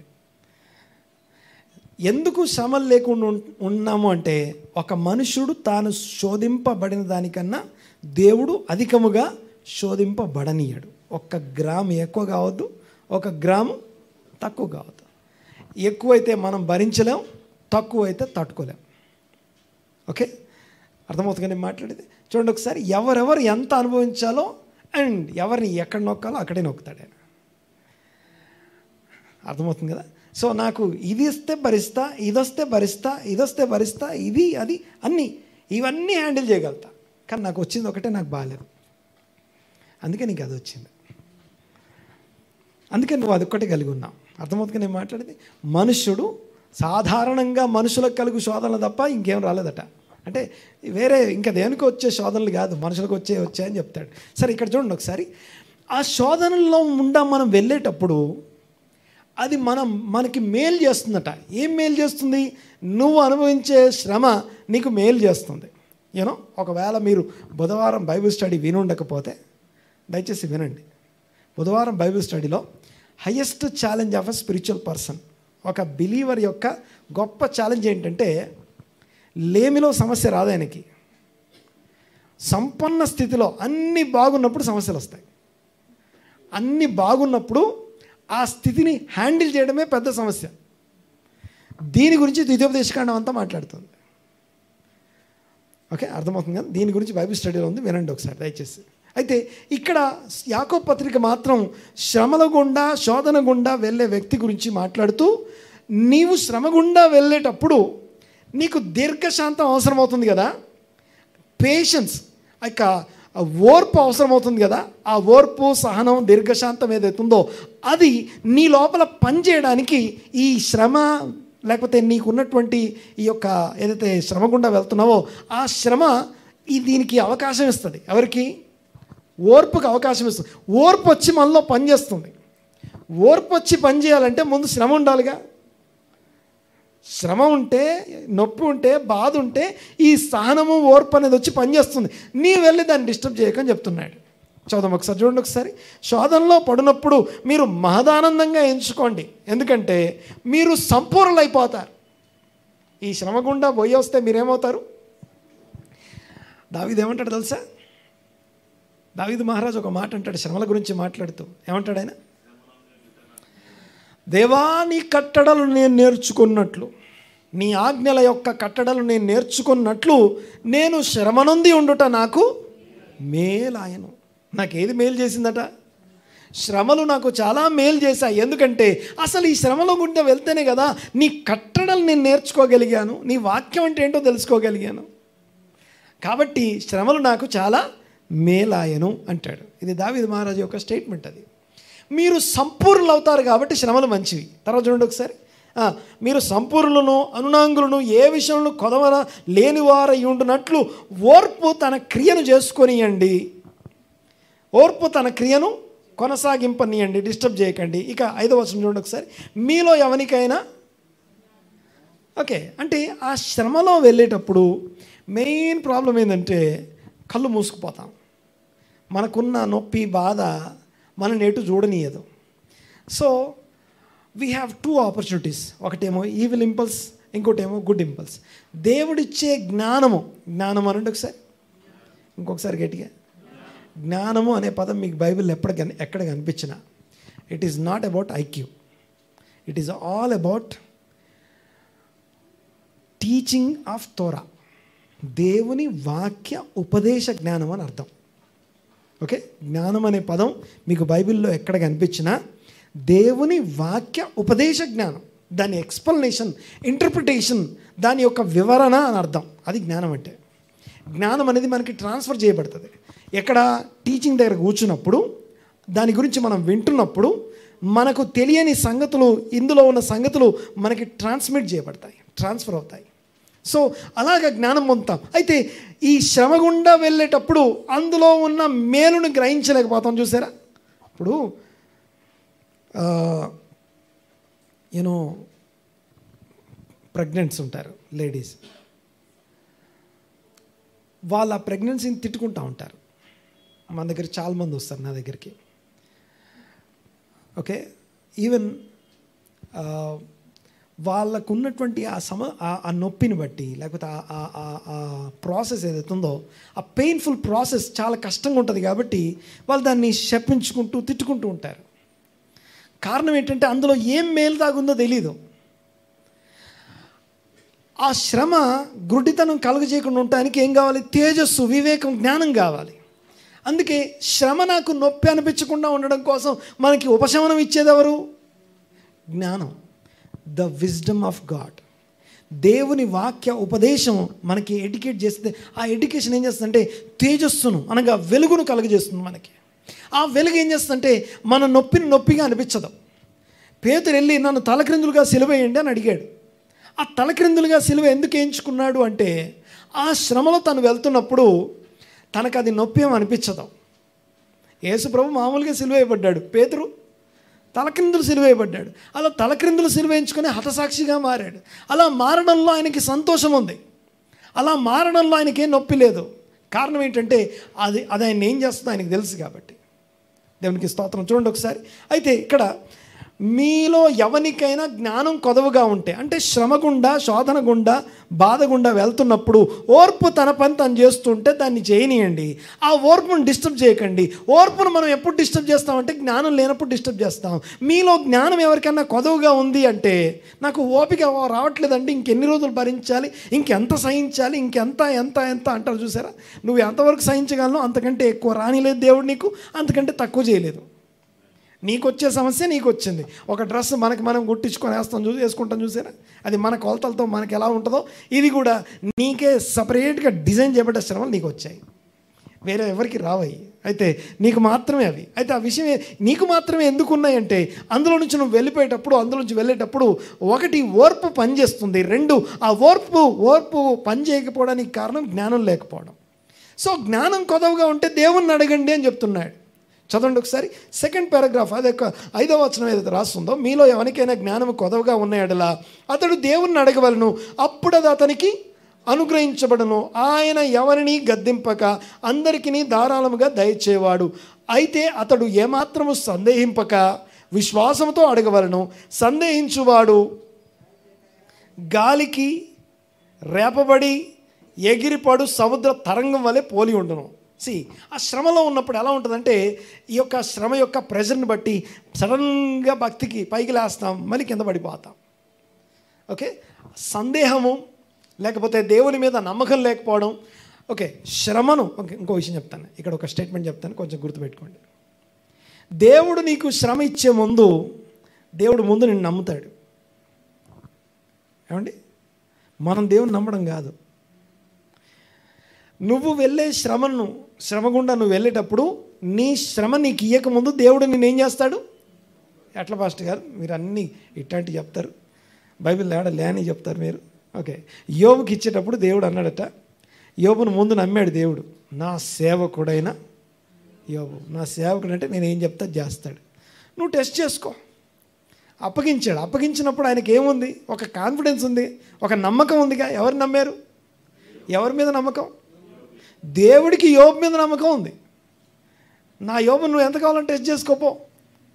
ఓకే, ఒక గీత గీసి ఇంకో గీత దాకా నీకు పర్మిషన్ ఇస్తున్నా, ఏం చేసుకుంటావు చేసుకోపో.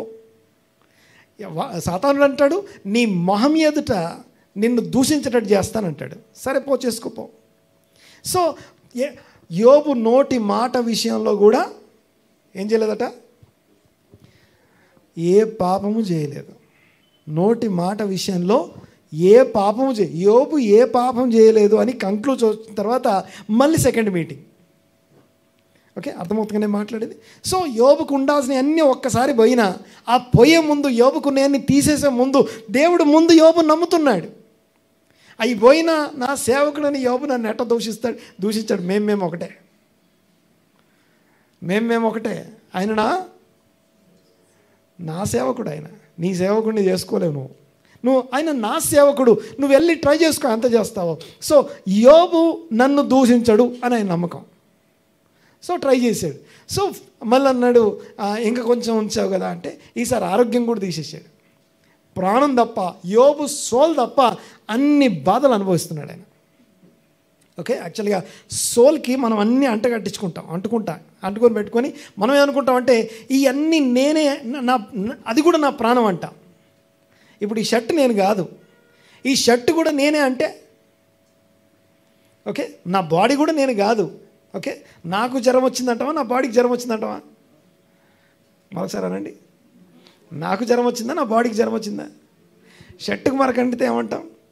నాకు మరకంటిందంటావా, నా షర్టుకు మరకంటిందంటావా, నా షర్టుకు మరకండి. సో యాక్చువల్గా రెండు ఒకటే, కానీ మనం రెండింటికి తేడా చేస్తాం. అలాగే మన చుట్టూ మన ఆస్తి, లేకపోతే మన రిలేషన్స్, లేకపోతే సో విషయాలన్నింటినీ మనం అంటగట్టించుకొని ఇంటిగ్రేట్ అయిపోయి ఇది లేకపోతే నేను బ్రతకలేను, అది కూడా నా శరీరంలో నా సోల్లో అవయవం అనుకుంటుంటా. ఆ అవయవం ఒకసారి తీసేస్తే నేను బ్రతకలేనేమో, ఇది నా ప్రాణం, అది పోతే నేను బ్రతకను అనుకుంటాం. కానీ ఏం కాదు, అది పోయినా ఏం కాదు. సో యోబు కానీ అబ్రహాం కానీ బైబిల్లో ఉండే భక్తులు ఎవరైనా సరే వాళ్ళు షడ్రక్ మెషక్ అబేద్నెగోలు అంటారు, మా దేవుడు ఈ అగ్నిగుండం నుంచి తప్పించుటకు సమర్థుడు. ఒకవేళ ఆయన రప్పించి బయటికి తీసుకొస్తే ఓకే, వాళ్ళు తీసుకురాకపోయినా మేము మాత్రం ఆయన్ని నమ్ముకుంటాం. ఆయన తీసుకొస్తాడా లేదా తర్వాత సంగతి, మేము మాత్రం ఆయన నమ్ముకుంటాం. అలాగే దేవుడు కూడా ఆయన భక్తులు నమ్ముకుంటాడు. ఆమేన్, అర్థమవుతుంది కదా. శ్రమ ఇవ్వకముందు దేవుడు నమ్ముతాడు. సో ఆ శ్రమ గుండా వెళ్తున్నప్పుడు మనకి ఎందుకు నొప్పి అనిపిస్తుందంటే జ్ఞానం లేకపోవడం వల్ల.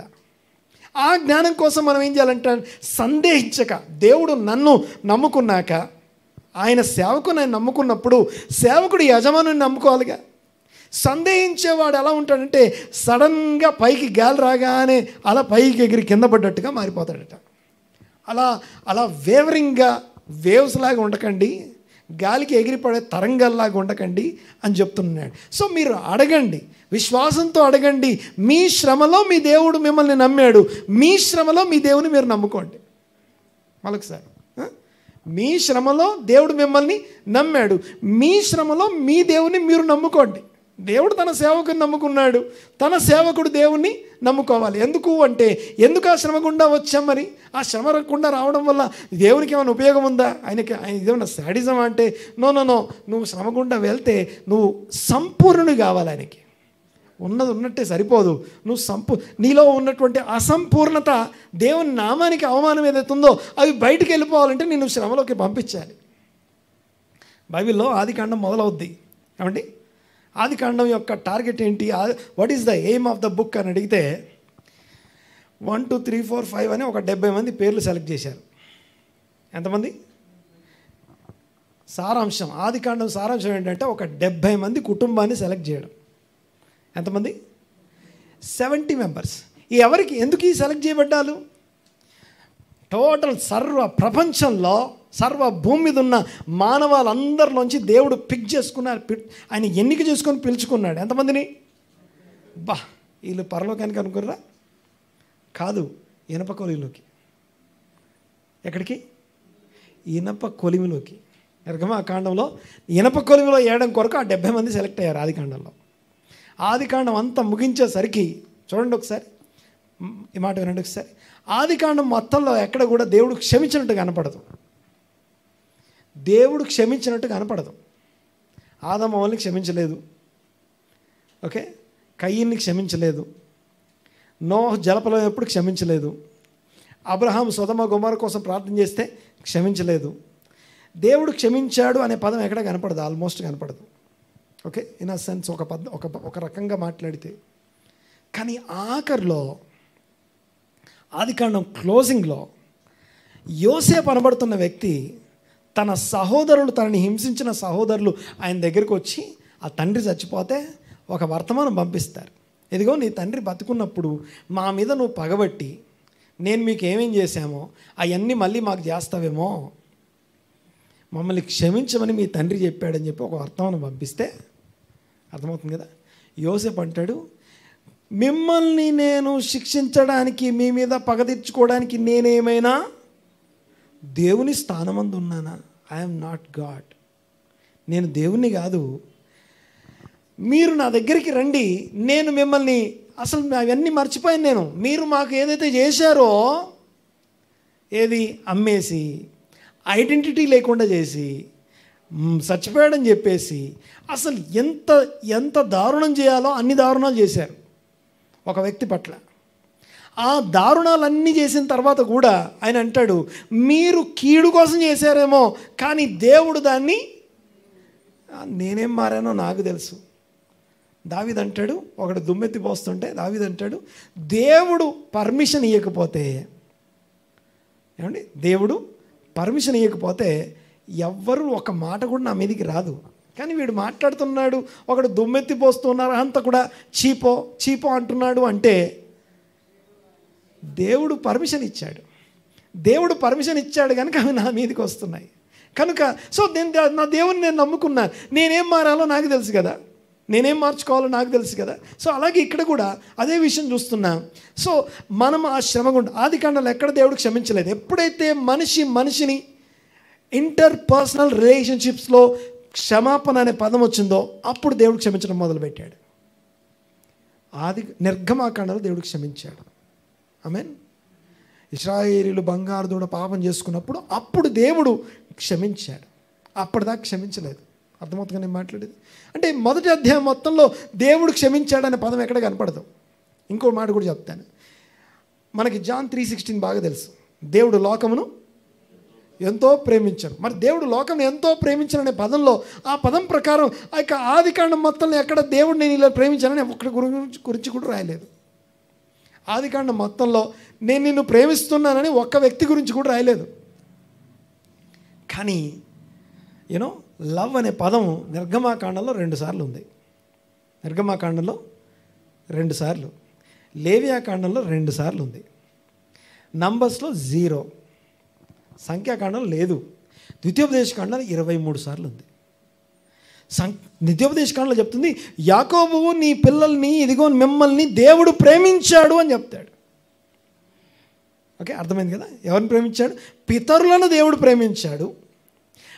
పితరులను బట్టి మిమ్మల్ని దేవుడు ప్రేమిస్తున్నాడు. అంటే క్షమించాలి అంటే ఎప్పుడు దేవుడు క్షమించాడంటే మనిషి క్షమించుకున్నప్పుడు దేవుడు వచ్చి క్షమిస్తాడు. తర్వాత మనిషి ప్రేమించుకున్నప్పుడు దేవుడు వచ్చి ప్రేమిస్తాడు. మరి అంతకుముందు ప్రేమ లేదా అంటే ఎస్, ప్రేమ ఉంది, క్షమించగలిగిన దేవుడు ఉన్నాడు. కానీ ఆ క్షమాపణ మన అనుభవం. ఇదిగో మా రుణస్తులు మేము క్షమించి వచ్చాము, ఇదిగో మా రుణములు మీరు క్షమించండి, అప్పుడు క్షమిస్తాడు దేవుడు. అర్థమవుతుందని నేను మాట్లాడదు. అలాగే ఈ దీర్ఘశాంతం అనేది కూడా మనం దేవుని దీర్ఘశాంతాన్ని అనుభవించాలి అంటే ముందు మనము దీర్ఘశాంతాన్ని రిఫ్లెక్ట్ చేయడం నేర్చుకోవాలి. చూడండి ఒకసారి ఈ యాకోబు పత్రిక మాట్లాడుకుంటాం మనం. కొద్దిగా గమనించండి ఒకసారి. ఎవరికైనా జ్ఞానం కొదవగా ఉంటే ఏం చేయాలి? దేవుణ్ణి అడగాలి. ఎందుకు అంటే సందేహించక అడగాలి. గాలికి ఎగిరిపడే ఆ తరంగంలాగా మీరు ఉండకండి. మీరేం చేయాలంటే అస్థిరులు ద్విమనస్కుల్లాగా ఉండకండి. తన సమస్త మార్గంలో అట్టి మనుష్యుడు ద్విమనస్కుడై ఉంటాడు, అస్థిరుడై ఉంటాడు. తర్వాత ప్రభువు వలన తనకేమైనా దొరుకునని తలంచొద్దు. అస్థిరత్వం అంటే గాలికి ఎగిరిపడే తరంగం అంటే అర్థం ఏంటి? గాలి ఎటు వస్తే అటు తరంగం వెళ్ళిపోద్ది. అంటే గాలి ఇటు వచ్చింది కాబట్టి ఇటు వెళ్ళిపోతాం, అటు వచ్చింది కాబట్టి అటు వెళ్ళిపోతాం. అలా కాదు. సో నిజమైన విశ్వాసం ఏదైతే ఉందో, దేవా నాకు జ్ఞానమి, ఈ శ్రమ నీ మేలు కోసం, నా మేలు కోసం, ఇదిగో నా దీవెన కోసం, నా ఆశీర్వాదం కోసం, నా సంపూర్ణత కోసం, నన్ను సంపూర్ణ పురుషునిగా మార్చడం కోసం ఈ శ్రమ నాకు వచ్చింది. ఈ శ్రమలో నన్ను పంపించడం వెనకాల నువ్వు నన్ను నమ్మావు. దేవా నీకు వందనాలు. నేను నమ్ముకుంటున్నాను. దీని నుంచి ఎలా బయటికి రావాలో, దీంట్లో ఏం నేర్చుకోవాలో నీ జ్ఞానం నాకు ఇవ్వు. నమ్మకం, విశ్వాసంతో నేను నమ్మి అడుగుతున్నాను, నాకు ఇవ్వు అని అడగడం వేరు. అలా కాకుండా వేరే వాళ్ళు ఏదో ఐడియా చెప్పారు, ఆ ఐడియా ప్రకారం వెళ్ళిపోదాం ఏదో ఆశ్రమం నుంచి బయటికి రావడానికి. ఇంకోరు ఏదో ఐడియా చెప్పారు, వాళ్ళ ఐడియా. మిగతా వాళ్ళు ఎవరో ఏదో చేశారు, వాళ్ళ ప్రకారం మనం చేద్దాం. వీళ్ళు చెప్పినట్టు వాళ్ళు చెప్పినట్టు, వాళ్ళు చేసినట్టు వీళ్ళు చేసినట్టు, అటు ఇటు చూస్తూ ద్విమనస్తత్వం, చంచలత్వం, అస్థిరత్వం అంటాం. ఇవన్నీ కలిగి ఉండకుండా మీరు స్థిరంగా ఉండి జ్ఞానం కోసం దేవుణ్ణి అడగండి అని చెప్తున్నాడు. ఇది రెండో వాక్యం. మొదటి వాక్యం ఏం నేర్చుకున్నాం? ఏమో పాస్టర్ గారు ఇన్ని చెప్పారు. యాకోబు పత్రికలో 1వ అధ్యాయాన్ని మాట్లాడుకున్నాం, పేషెన్స్ గురించి 1వ అధ్యాయంలో శ్రమలు వస్తాయి, అందులో ఓర్పు చేసే పనిని కొనసాగించనియండి, దాన్ని డిస్టర్బ్ చేయకండి అని మాట్లాడు. రెండోది, ఆ ఓర్పు శ్రమలో మనకు వస్తున్నప్పుడు అవకాశం కలిగించింది, అది సంపూర్ణంగా మార్చడం కోసం వచ్చింది. అయితే అందులో జ్ఞానం కొదవగా ఉంటే దేవుణ్ణి అడగండి. ఇది సెకండ్ పారాగ్రాఫ్. ఇక మూడో దాంట్లోకి వెళ్ళిపోతాం. చూడండి ఒకసారి. దీనుడైన సహోదరుడు తనకు కలిగిన ఉన్నత దశ యందు అతిశయింపవలెను. ఓకే, దీనుడైన సహోదరుడు తనకు కలిగిన ఉన్నత, ఓకే, ఎవరైతే శ్రమలు అనుభవిస్తున్నారో, ఎవరైతే ఇబ్బందులు పడుతున్నారో, ఎవరైతే ఫైనాన్షియల్లీ దారిద్రత అనుభవిస్తున్నారో, వాళ్ళట తమ ఉన్నత స్థితిని బట్టి సంతోషపడాలట. ఎవరైతే బాగా డబ్బులు ఉన్నాయో, ఎవరైతే ఏ సమస్య లేకుండా, నేను ఇందాక చెప్పాను కదా, ద హైయెస్ట్ ఛాలెంజ్ ఏంటి అంటే సంపన్నతలో నిలిచి ఉండడం, సంపన్నతని హ్యాండిల్ చేయడం. ఓకే, బైబిల్ ప్రకారం సంపన్నత అనేది మోస్ట్ వల్నరబుల్ టు ద ఈవిల్కి. అంటే ఫస్ట్ ఏమో నీడ్, అవసరతతో మనం మెట్లెక్కుతాం. ఒక అవసరం అనే మెట్టు దగ్గర ఓకే ఫస్ట్ స్టెప్ ఎక్కుతాం. దాని తర్వాత సాటిస్ఫాక్షన్ అనే మెట్టు ఎక్కుతాం. ఇక్కడ దాకా బాగుంటుంది, ఇబ్బంది ఏం లేదు. మళ్ళీ వెనక్కి తిరిగి దేవునికి స్తోత్రం చెప్పిస్తాం. అక్కడి నుంచి ఇక్కడ దాకా వచ్చాను ప్రభా, నీకు వందనాలు అంటాం. ఈ సంపన్నత, ఓకే, అవసరం, సాటిస్ఫాక్షన్, ఓకే, సాటిస్ఫాక్షన్ తర్వాత ఇప్పుడు అబండెన్స్ అంటాం, దీన్నే సంపన్నత అంటాం. సో లేమి నుండి అవసరత నుండి సాటిస్ఫాక్షన్ ఏమంటారు తెలుగు? తృప్తి అంటాం. తృప్తి కలిగి ఉండడం. ఇది దాటి సమృద్ధిలోకి వెళ్తాం కదా, అది most vulnerable to the evil. అక్కడ అది అన్నిటికంటే గొప్ప ఛాలెంజ్. అది దాన్ని ఎలా అధిగమించాలో ద్వితీయోపదేశకాండం అంతా మాట్లాడుతుంది. సరే, నా పాయింట్ ఏంటంటే, ఆ సంపన్న స్థితిలో ఉండేవారు తమ దీన దశను బట్టి, చదవండి ఒకసారి ఏమనుంది అక్కడ. ఒకవేళ మీరు శ్రమలో కనుక, ఇబ్బందులో కనుక, బాధలో కనుక ఉంటే, you are at the best place. అతిశయించండి. ఏం చేయండి? అతిశయం. మీకు ఛాలెంజెస్ ఉన్నాయా? దేవుని అంత అతిశయించండి. దేవా మీకు వందనాలు, నాకే ఇచ్చిన నీకు వందనాలు అని చెప్పాలి. నన్ను నమ్మినందుకు వందనాలు అని చెప్పాలి. లేదు బాధలు లేవు, కొంచెం సంపన్నంగా ప్రశాంతంగా ఉన్నామా, ఏం చేయాలట? ధనవంతుడైన సహోదరుడు తనకు కలిగిన దీన దశను బట్టి అతిశయించాలి. అది దీనత్వం అట. ఒక ధనవంతుడై ఉండి అనగా బాగా సమృద్ధి ఉంది, నాకు కావాల్సిన దానికన్నా నాకు ఎక్స్ట్రా ఉందనుకోండి, అది యాక్చువల్గా దీనస్థితి. ఆ దీనస్థితిని బట్టి దేవుని ఏం చేయాలట? అతిశయించాలి. దీనస్థితిని బట్టి అతిశయించాలి, ధనవంతత్వాన్ని బట్టి కాదు. బాగా వినాలి ఒకసారి. దీని కంక్లూజన్ లాస్ట్లో ఉంటుంది. ఓకే, చూద్దాం ఒకసారి, కంటిన్యూ చేద్దాం ఒకసారి. అయితే సూర్యుడు ఒకవేళ ఎలాగా అతడు గడ్డి పువ్వులు గతించిపోను, సూర్యుడు ఉదయించి వడగాలి కొట్టి గడ్డిని మార్చివేయగా దాని పువ్వు రాళ్ళను, దాని స్వరూపు సౌందర్యమును నశించును. అలాగే ధనవంతుడును తన ప్రయత్నములలో, తన మార్గములలో వాడిపోవును. సో ఆ వల్నరబుల్ పొజిషన్ అంటాం దాన్ని. సో వాడిపోయే అవకాశం ఎక్కువ ఉంది కాబట్టి దాన్ని బట్టి అతిశయించొద్దు, కానీ ఉన్నదాన్ని బట్టి కాదు, కానీ దీనస్థితిని బట్టి దేవుని అతిశయించాలి. తర్వాత చూడండి ఒకసారి, ఇక 12వ వచనం. Okay, next paragraph. ఇది చాలా అద్భుతమైనటువంటి పారాగ్రాఫ్. చూడండి ఒకసారి. శోధన సహించువాడు ధన్యుడు. హల్లెలూయా. శోధన దీర్ఘశాంతం అంటాం. ఇప్పటిదాకానేమో కోపము శాంతం అనే దీర్ఘశాంతం మాట్లాడుకున్నాం. ఇప్పుడు ఎండ్యూరెన్స్ అనగా టాలరేట్ అనగా మన శ్రమ గుండా వెళ్ళేటప్పుడు దీర్ఘశాంతం గురించి నేర్చుకుంటున్నాం. రెండు కూడా ఒకటే విషయాలు. రెండు కూడా అప్సెట్ అవ్వకుండా, ఏమాత్రం ఇబ్బంది పడకుండా, కోపం తెచ్చుకోకుండా ఉన్నదాన్ని దీర్ఘశాంతంతో భరించడం. ఆ దీర్ఘశాంతం అనే సహనం చాలా గొప్పది. ఇదొక ఫ్రూట్, అదొక ఆత్మ ఫలం. అది చూడండి ఒకసారి ఏమనుంది అక్కడ. శోధన సహించువాడు ధన్యుడు, అతడు శోధనకు నిలిచిన వాడై ప్రభువు తన్ను ప్రేమించు వారికి వాగ్దానం చేసిన జీవ కిరీటం పొందును. దేవుని వాగ్దత్త జీవ కిరీటం పొందుతాడట శోధన సహించేవాడు. మనం శ్రమ గుండా వెళ్ళి సహిస్తున్నామంటే దేవునికి స్తోత్రం. దేవుడు మన కొరకు ఒక కిరీటం పెట్టాడు. Life, the crown of life అంటాం, దాన్ని జీవ కిరీటం అంటాం. సరే చూడండి ఒకసారి, జీవ కిరీటం పొందును. తర్వాత 13వ వచనంలో ఒకసారి, దేవుడు కీడు విషయమై శోధింపబడనేరడు, ఆయన ఎవరిని శోధింపడు, గనుక ఎవడైనాను శోధింపబడినప్పుడు నేను దేవుని చేత శోధింపబడుచున్నాను అనకూడదు. ప్రతివాడు తన స్వకీయ దురాశ చేత ఈడవబడి మరలు కొల్పబడిన వాడే శోధింపబడును. దురాశ గర్భము ధరించి పాపము కనగా పాపం పరిపక్వమై మరణమును కనును. నా ప్రియులారా, నా ప్రియ సహోదరులారా, మోసపోకుడి. బాగా వినండి ఒకసారి. ఈ పారాగ్రాఫ్ కొంచెం వింతగా ఉంటుంది. ఈ మాటలు కొద్దిగా వింతగా అనిపిస్తాయి. ఏంటిది? ఇప్పటిదాకానేమో దేవుడే శోధనలోకి తీసుకొచ్చాడని చెప్పాం. ఇప్పుడు అక్కడికి వచ్చి మనం ఏమనకూడదట? దేవుడు నన్ను శోధిస్తున్నాడు అనొద్దట. ఎందుకు అనొద్దు? నడిపించింది ఆయనేగా. ఇప్పుడు యోబును దేవుడు శోధించాడు అనాలా అనొద్దా? పర్మిషన్ ఇచ్చింది ఆయనేగా. కానీ విషయం ఏంటంటే, దేవుడు పర్మిషన్ ఇవ్వడం కంటే ముందు ఊరికనే ఆయన టెస్ట్ చేయడానికి ఇవ్వడు. ఈయనలో దాచబడిన, లోపల ఎక్కడో దాచబడిన ఒక సమస్య ఉంది, ఉండకూడని ఒక మలినం ఉంది, ఉండకూడనటువంటి కొన్ని విషయాలు ఉన్నాయి. ఆ దురాశనో లేకపోతే కొన్ని ఉంటాయి లోపల. ఈవిల్ ఇంపల్సెస్ అంటాం, పాప స్వభావం అంటాం. వాటి నుంచి బయటికి తీయడానికి మనం శోధించబడుతున్నాం తప్ప దేవుడు తన ఇష్టం కోసం, తన ఎంజాయ్మెంట్ కోసం మనల్ని శోధించట్లేదు. అందుకే శోధించబడేవాడు ఏమనొద్దట? నన్ను దేవుడు శోధిస్తున్నాడు అనొద్దట. ఆ పర్మిషన్ ఇచ్చేది, నడిపించేది, తీసుకెళ్ళి కొల్లులు వేసేది ఆయనే. కానీ ఆయన వేసాడు అనొద్దు. ఎందుకు అనొద్దు అంటే, మనకు ఒకటి అర్థం కావాలి. ఏంటంటే, అలా వేయడం వెనకాల దేవుని కంటే నాకే ఎక్కువ మేలు. ఎలాగంటే, నేను సంపూర్ణ అవుతాను. నేను శ్రమ గుండా వెళ్ళక, బాగా శ్రమను అనుభవించినోడికి ఏ శ్రమ లేనోడికి చాలా తేడా ఉంటుంది. ఏమంటే అర్థమైందా? బాగా శ్రమ అనుభవించి వచ్చినోడికి ఏ శ్రమ లేనోడికి చాలా తేడా ఉంటుంది. నీళ్ళకుండా నిండుకుండా తొనకదు. అదే సగం కుండా ఏమైంది, అది ఇంకంతే తెలిసిపోద్ది. అది నేనని మాట్లాడుతుంటుంది అది.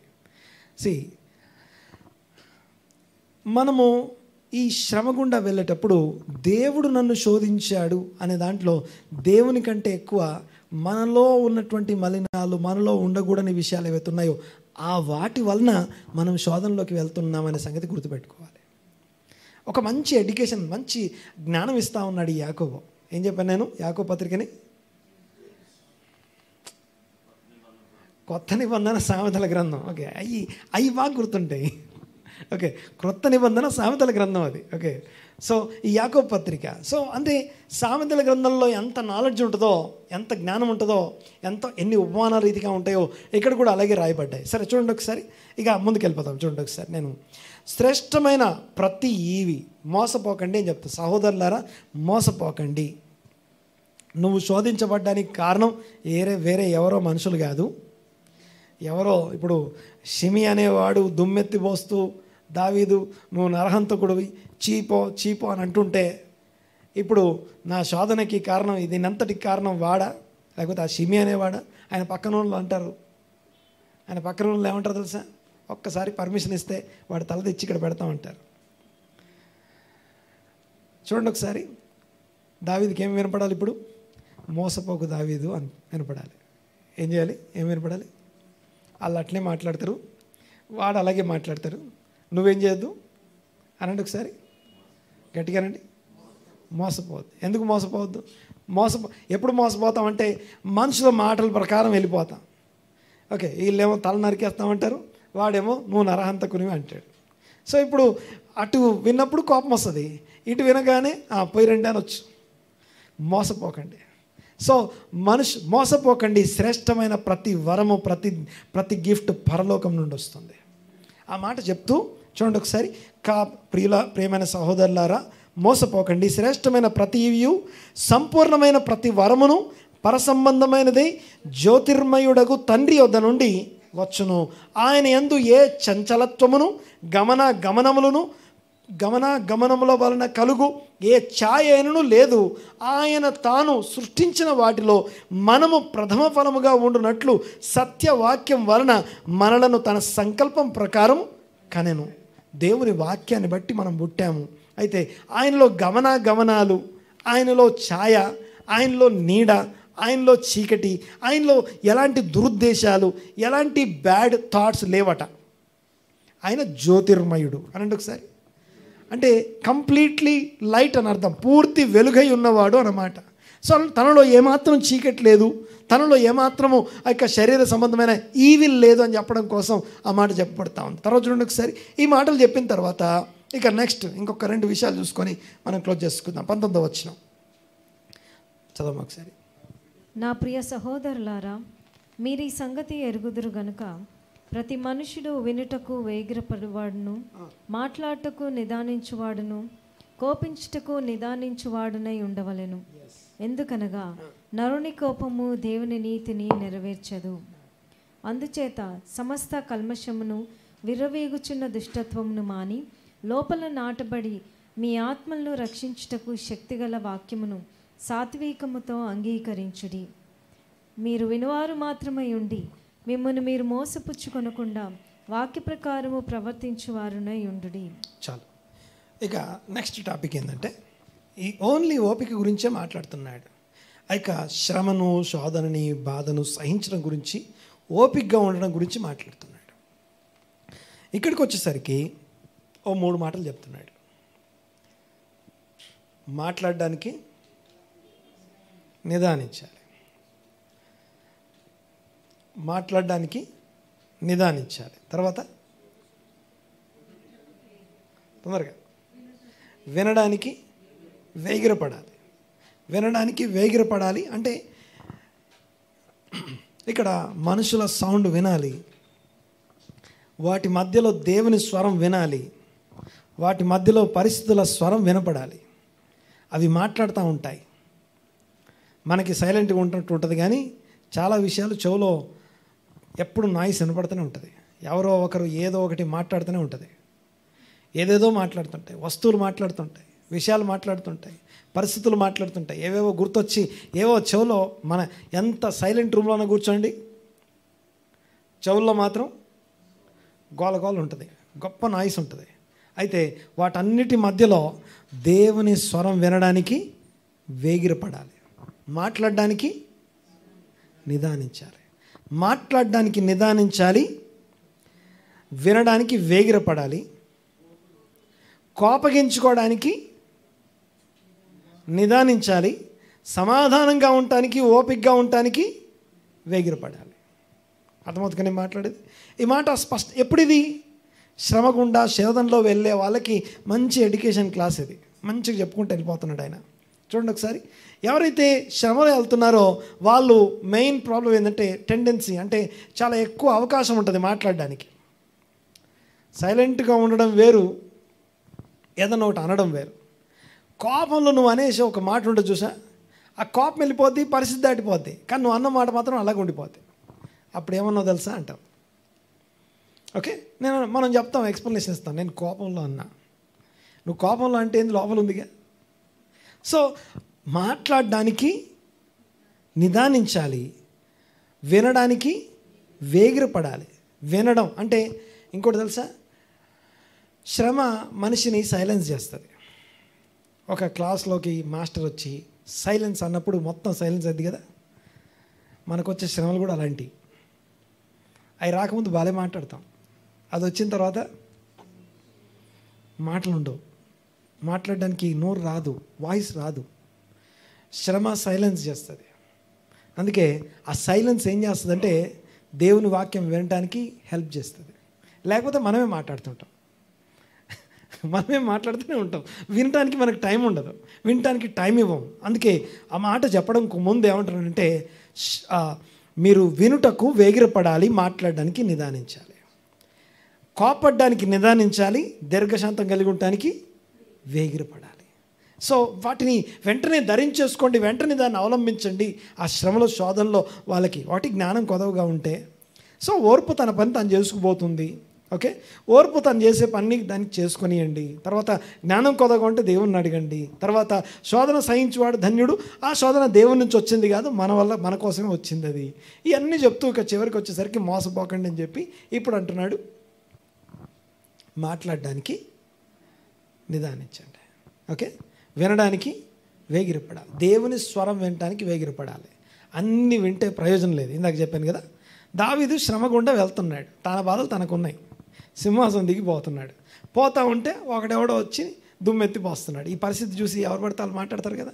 ఆ మాట్లాడేటప్పుడు దుమ్మెత్తి పోస్తూ ఓ నరహంత కూడా చీపో రాజ్యం లాక్కున్నావు, నీకు జరిగింది బాగా జరిగింది, బాగైంది అంటున్నాడు.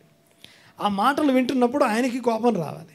ఆ మాటల్ని వినుటకు వేగిరపడ్డాడు అనొచ్చా? దావీదు సైలెంట్గా ఉన్నాడా? అంటే దావీదు ఏం వింటున్నాడు? ఈ మాటలు వింటున్నాడు అని చెప్పట్లేదు. తర్వాత ఏ పక్కన వాడు అలా మాట్లాడుతున్నాడు, ఆ కుక్క వంటి వాడు అని చెప్పి నువ్వు పర్మిషన్ ఇస్తే ఆడు తల తెచ్చి ఇక్కడ పెడతామంటారు ఆయన చుట్టూ ఉన్నటువంటి ఆయన బాడీ గార్డ్స్. అన్నప్పుడు ఆయన ఏమనాలి? వీళ్ళు చెప్పిన మాట వినాలా?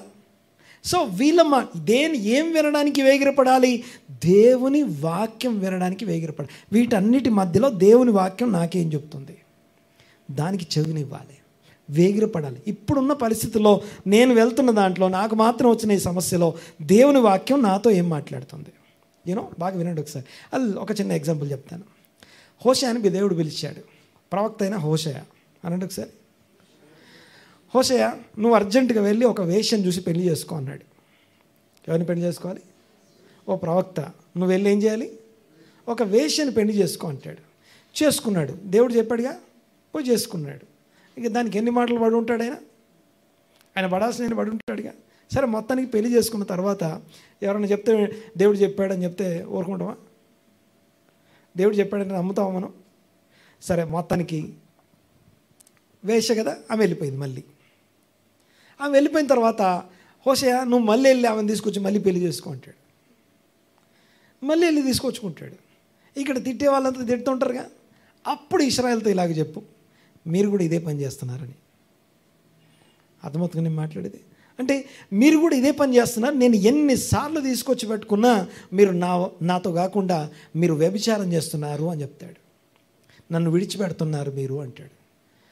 సో నేను ఎన్నిసార్లు ప్రేమగా మిమ్మల్ని తీసుకొచ్చుకున్నా మీరు పాపం చేస్తున్నారు అని జ్ఞాపకం చేయడానికి హోషేయ గ్రంథం అలాగే ఉంటుంది. మీరు చదవండి ఒకసారి, 2-3 అధ్యాయాలు చదివితే మీకు అర్థమైపోతుంది. సరే, నా పాయింట్ ఏంటంటే దేవుడు మాట్లాడేది మన పరిస్థితుల ద్వారా. దేవుని మీడియం మొదటిది వాక్యం అయితే, సెకండ్ మీడియం మన పరిస్థితి.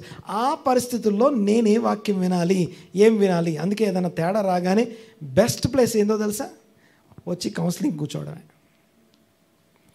వచ్చి పాస్టర్ గారు టైం ఉందని అడిగి కౌన్సిలింగ్ కూర్చొని నాది ఇది అని చెప్పుకొని, సో మీ బాధ ఏదైనా ఉంటే చెప్పుకోగలిగేది చెప్పుకొని, ఇంకోటి అన్ని వినాలని ఏమి ఇంట్రెస్ట్ లేదు కానీ, సో చెప్పుకోగలిగి చెప్పుకొని వాక్యంలో నాకేం కావాలి, నాకు సలహా ఇవ్వండి. ఆ ఉపదేశం వినటానికి వేగిరపడాలి, తొందరపడాలి. లేదనుకోండి, మనం అదే మూర్ఖత్వంలో, అదే అజ్ఞానంలో, అదే చీకట్లో ఎందుకు పడుతున్నామో తెలియదు, ఏమవుతుందో తెలియదు, దాన్ని అలాగే కొనసాగిస్తున్నాం. దేవుని చిత్తం కాక మిగతా అన్నీ నెరవేరుతుంటాయి అందులో. దేవుడు ఒక బెస్ట్ ఆపర్చునిటీ, దేవుడు తన సంఘాన్ని తన పరిచర్లో మనం నిలబెట్టాడు. ఆమేన్. దేవునికి మహిమ కలుగును. చూడండి ఒకసారి, తర్వాత చెప్పిన తర్వాత చూడండి ఒకసారి. ఎందుకనగా నరుని కోపము దేవుని నీతిని నెరవేర్చదు. కోపడ్డానికి ఎందుకు వేగిరపడొద్దు, ఎందుకు నిదానించాలి, మాట్లాడడానికి ఎందుకు నిదానించాలంటే దేవుని చిత్తం ఏంటో తెలియదు కాబట్టి, మనకి ఏది దేవుని చిత్తమో ఏది కాదో అర్థం కాదు కాబట్టి, అందుకే ఏమన్నదంటే నరుని కోపం దేవుని చిత్తము నెరవేర్చదు. అందుచేత సమస్త కల్వశము విర్రవీగుచున్న దుష్టత్వం మాని లోపల నాటబడి ఆత్మలను రక్షించుటకు శక్తి కలిగిన దేవుని వాక్యమును సాత్వికంతో అంగీకరించండి. ఆ వాక్యం వినడం, ఆ వాక్యం ప్రకారం నడుచుకోవడం చాలా కష్టం, చాలా ఇబ్బంది. దాన్ని ఓపికతో అవలంబించండి అని చెప్తాడు. తర్వాత చూడండి ఒకసారి. మీరు వినువారు మాత్రమే ఉండక మిమ్మల్ని మీరు మోసపుచ్చుకొనకుండా వాక్య ప్రకారం ప్రవర్తించువారై ఉండండి. ఎవడైనను వాక్యమును వినువాడై ఉండి దాని ప్రకారం ప్రవర్తింపని వాడైతే వాడు అద్దంలో తన సహజ ముఖాన్ని చూచుకొని మనుషుని పోలి ఉన్నాడు. వాడు తను చూచుకొని అవతలికి పోయి తాను ఎట్టివాడో వెంటనే మర్చిపోవును కదా.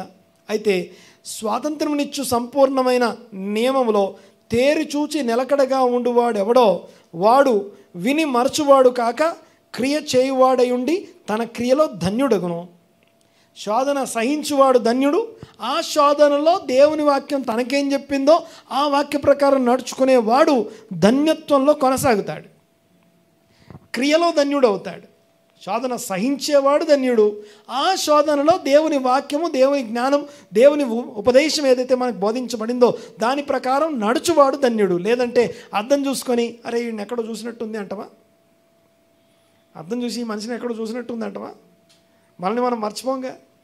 సో కానీ విషయం ఏంటంటే దేవుని వాక్యం అనే అర్థంలో మనకి మనం కనపడతాం. మొన్న ఒక ఎగ్జాంపుల్ చెప్పాను, మీకు ఎంతమంది గుర్తుందో, దావీదు గురించి మాట్లాడుతూ బెత్షెబా పాపం అయిపోయిన తర్వాత నాతాన్ ప్రవక్త వచ్చాడు అద్దం పట్టుకొని. ఏం పట్టుకొని?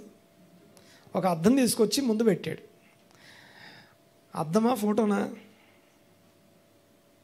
ఫోటోకి అద్దానికి తేడా లేదా? ఫోటో అయితే ఎవరితో వేరే వాళ్ళ ఫోటో ఉంటుంది, అద్దం అయితే మనది మనకు కనపడుతుంది. అది అద్దం కాకుండా ఆ ఫోటో చూసి నాతాన్ ప్రవక్త ఒక ఫోటో అద్దం పట్టుకొచ్చాడు. కానీ దావీదుకి అది ఫోటోలాగా కనపడుతుంది. ఎందుకంటే ఆ లోపల ఉన్నది నాలాగా అనిపించట్లేదు. అర్థమైంది కదా? ఎంతమందికి అర్థమైందో? ఇప్పుడు అద్దం పెట్టి చూస్తే నా మొహం నాకు కనపడుతుంది కదా. ఏంటి అద్దం ఎక్కడ తీసుకొచ్చాడండి, ఏదో చెప్తున్నారు మీరు. అద్దం అంటే కథ చెప్పాడు ఆయన. దేవుని వాక్యంలోంచి దేవుడు తనకి బోధించిన ఒక కథ ఎవరికి చెప్పాడు? దావీదుకి బోధించాడు. ఇదిగో ఈ కథ అని చెప్పినప్పుడు ఆ కథలో ఉన్నది ఆయన క్యారెక్టరే ఉంది. అంటే తన అద్దం తనకు చూపిస్తే ఈయనెవరో నాకు తెలియదు అన్నట్టుగా తనని తాను గుర్తుపట్టలేని పరిస్థితి. అర్థమవుతుంది నేను మాట్లాడి ఆ గుర్తుపట్టలేకపోవడం. అంతేకాదు ఇంకేమంటాడంటే వాడి మీద కోపం కూడా తెచ్చుకుంటాడు. వీడెవడో తెలిస్తే చంపేద్దామంటాడు. కోపం వచ్చింది ఆయనకి, పట్టరానంత కోపం వచ్చింది ఆయనకి. ఏది? ఆ పాపం చేసిన అద్దంలో ఉన్న వ్యక్తికి. యాక్చువల్గా ఎవరది? తనకి తానే గుర్తుపట్టుకోలేని పరిస్థితి. అర్థమవుతుంది కదా? సో అలాగే దేవుని వాక్యంలో మనకి మనం మర్చిపోయే వాళ్ళకి కాకుండా ఇదిగో ఇది నా వాక్యమే కదా, నా గురించే కదా చెప్పేది, ఈ వాక్యం నా కోసం వచ్చిందిగా. ఈరోజు చెప్తారు ఆన్లైన్లో చాలామంది మెసేజ్ పెడతారు, ఇక దేవా నాతో మాట్లాడినామని చెప్పి, లేకపోతే పాస్టర్ గారు ఈరోజు వాక్యం నా కోసమే అని చెప్పి చెప్పకపోతే చూడండి ఒకసారి. ఎందుకంటే ఎప్పుడో ఒకసారి మధ్యలో దిగొచ్చి ఏ హీబ్రూ పదం మాట్లాడకుండా, లేకపోతే ఏ డీప్ సబ్జెక్ట్ ఏది చెప్పకుండా నార్మల్ విషయాలు ఇట్లా మాట్లాడితే చాలామంది చెప్తారు పాస్టర్ గారు ఈరోజు దేవుడు నాతో మాట్లాడాడు. రైట్, చూడండి ఒకసారి. ఇక చివరిగా ఒక్క మాట చెప్పేసి నేను ముగిస్తాను. క్రియలో ధన్యుడగుట అనే వచనంతో అక్కడ క్లోజ్ అయింది. లాస్ట్ అండ్ ఫైనల్ చూడండి ఒకసారి. 26వ వచనం, 27వ వచనం. ఎవడైనను నోటికి కళ్ళం పెట్టుకొనక తన హృదయమును మోసపురుచుకొనుచు భక్తి గలవాడనని అనుకునే ఎడల వాని భక్తి వ్యర్థమే. ఓకే, భక్తి అనండి ఒకసారి. లాస్ట్ది భక్తి అనే పదం చివరి వర్డ్ అనమాట. నోటికి కళ్ళం లేదు కానీ లోపల నేను భక్తి గలవాడను అని చెప్పుకుంటూ తిరుగుతున్నా, వాని భక్తి వ్యర్థమే. మరి భక్తి, నిజమైన భక్తి ఏదనగా అక్కడ రాసింది, చదవండి ఒకసారి. నిజమైన భక్తి ఏది అంటే తండ్రి అయిన దేవుని ఎదుట పవిత్రమును నిష్కలంకమైన భక్తి ఏదనగా, పవిత్రము నిష్కలంకమైన దేవుని ఎదుట భక్తి ఏదనగా. అసలే మనం బాధల్లో ఉన్నాం, అసలే శ్రమల్లో ఉన్నాం, అప్పుడు ఏం చేయాలో చెప్తున్నాడు ఇక్కడ. భక్తి గురించి మాట్లాడుతున్నాడు. చూడండి ఒకసారి ఏముంది?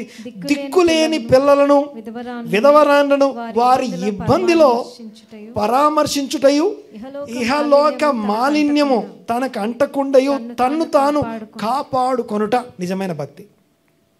నిజమైన భక్తి అనండి ఒకసారి. ఓకే, నిజమైన భక్తి 3 విషయాలు రాస్తున్నాయి.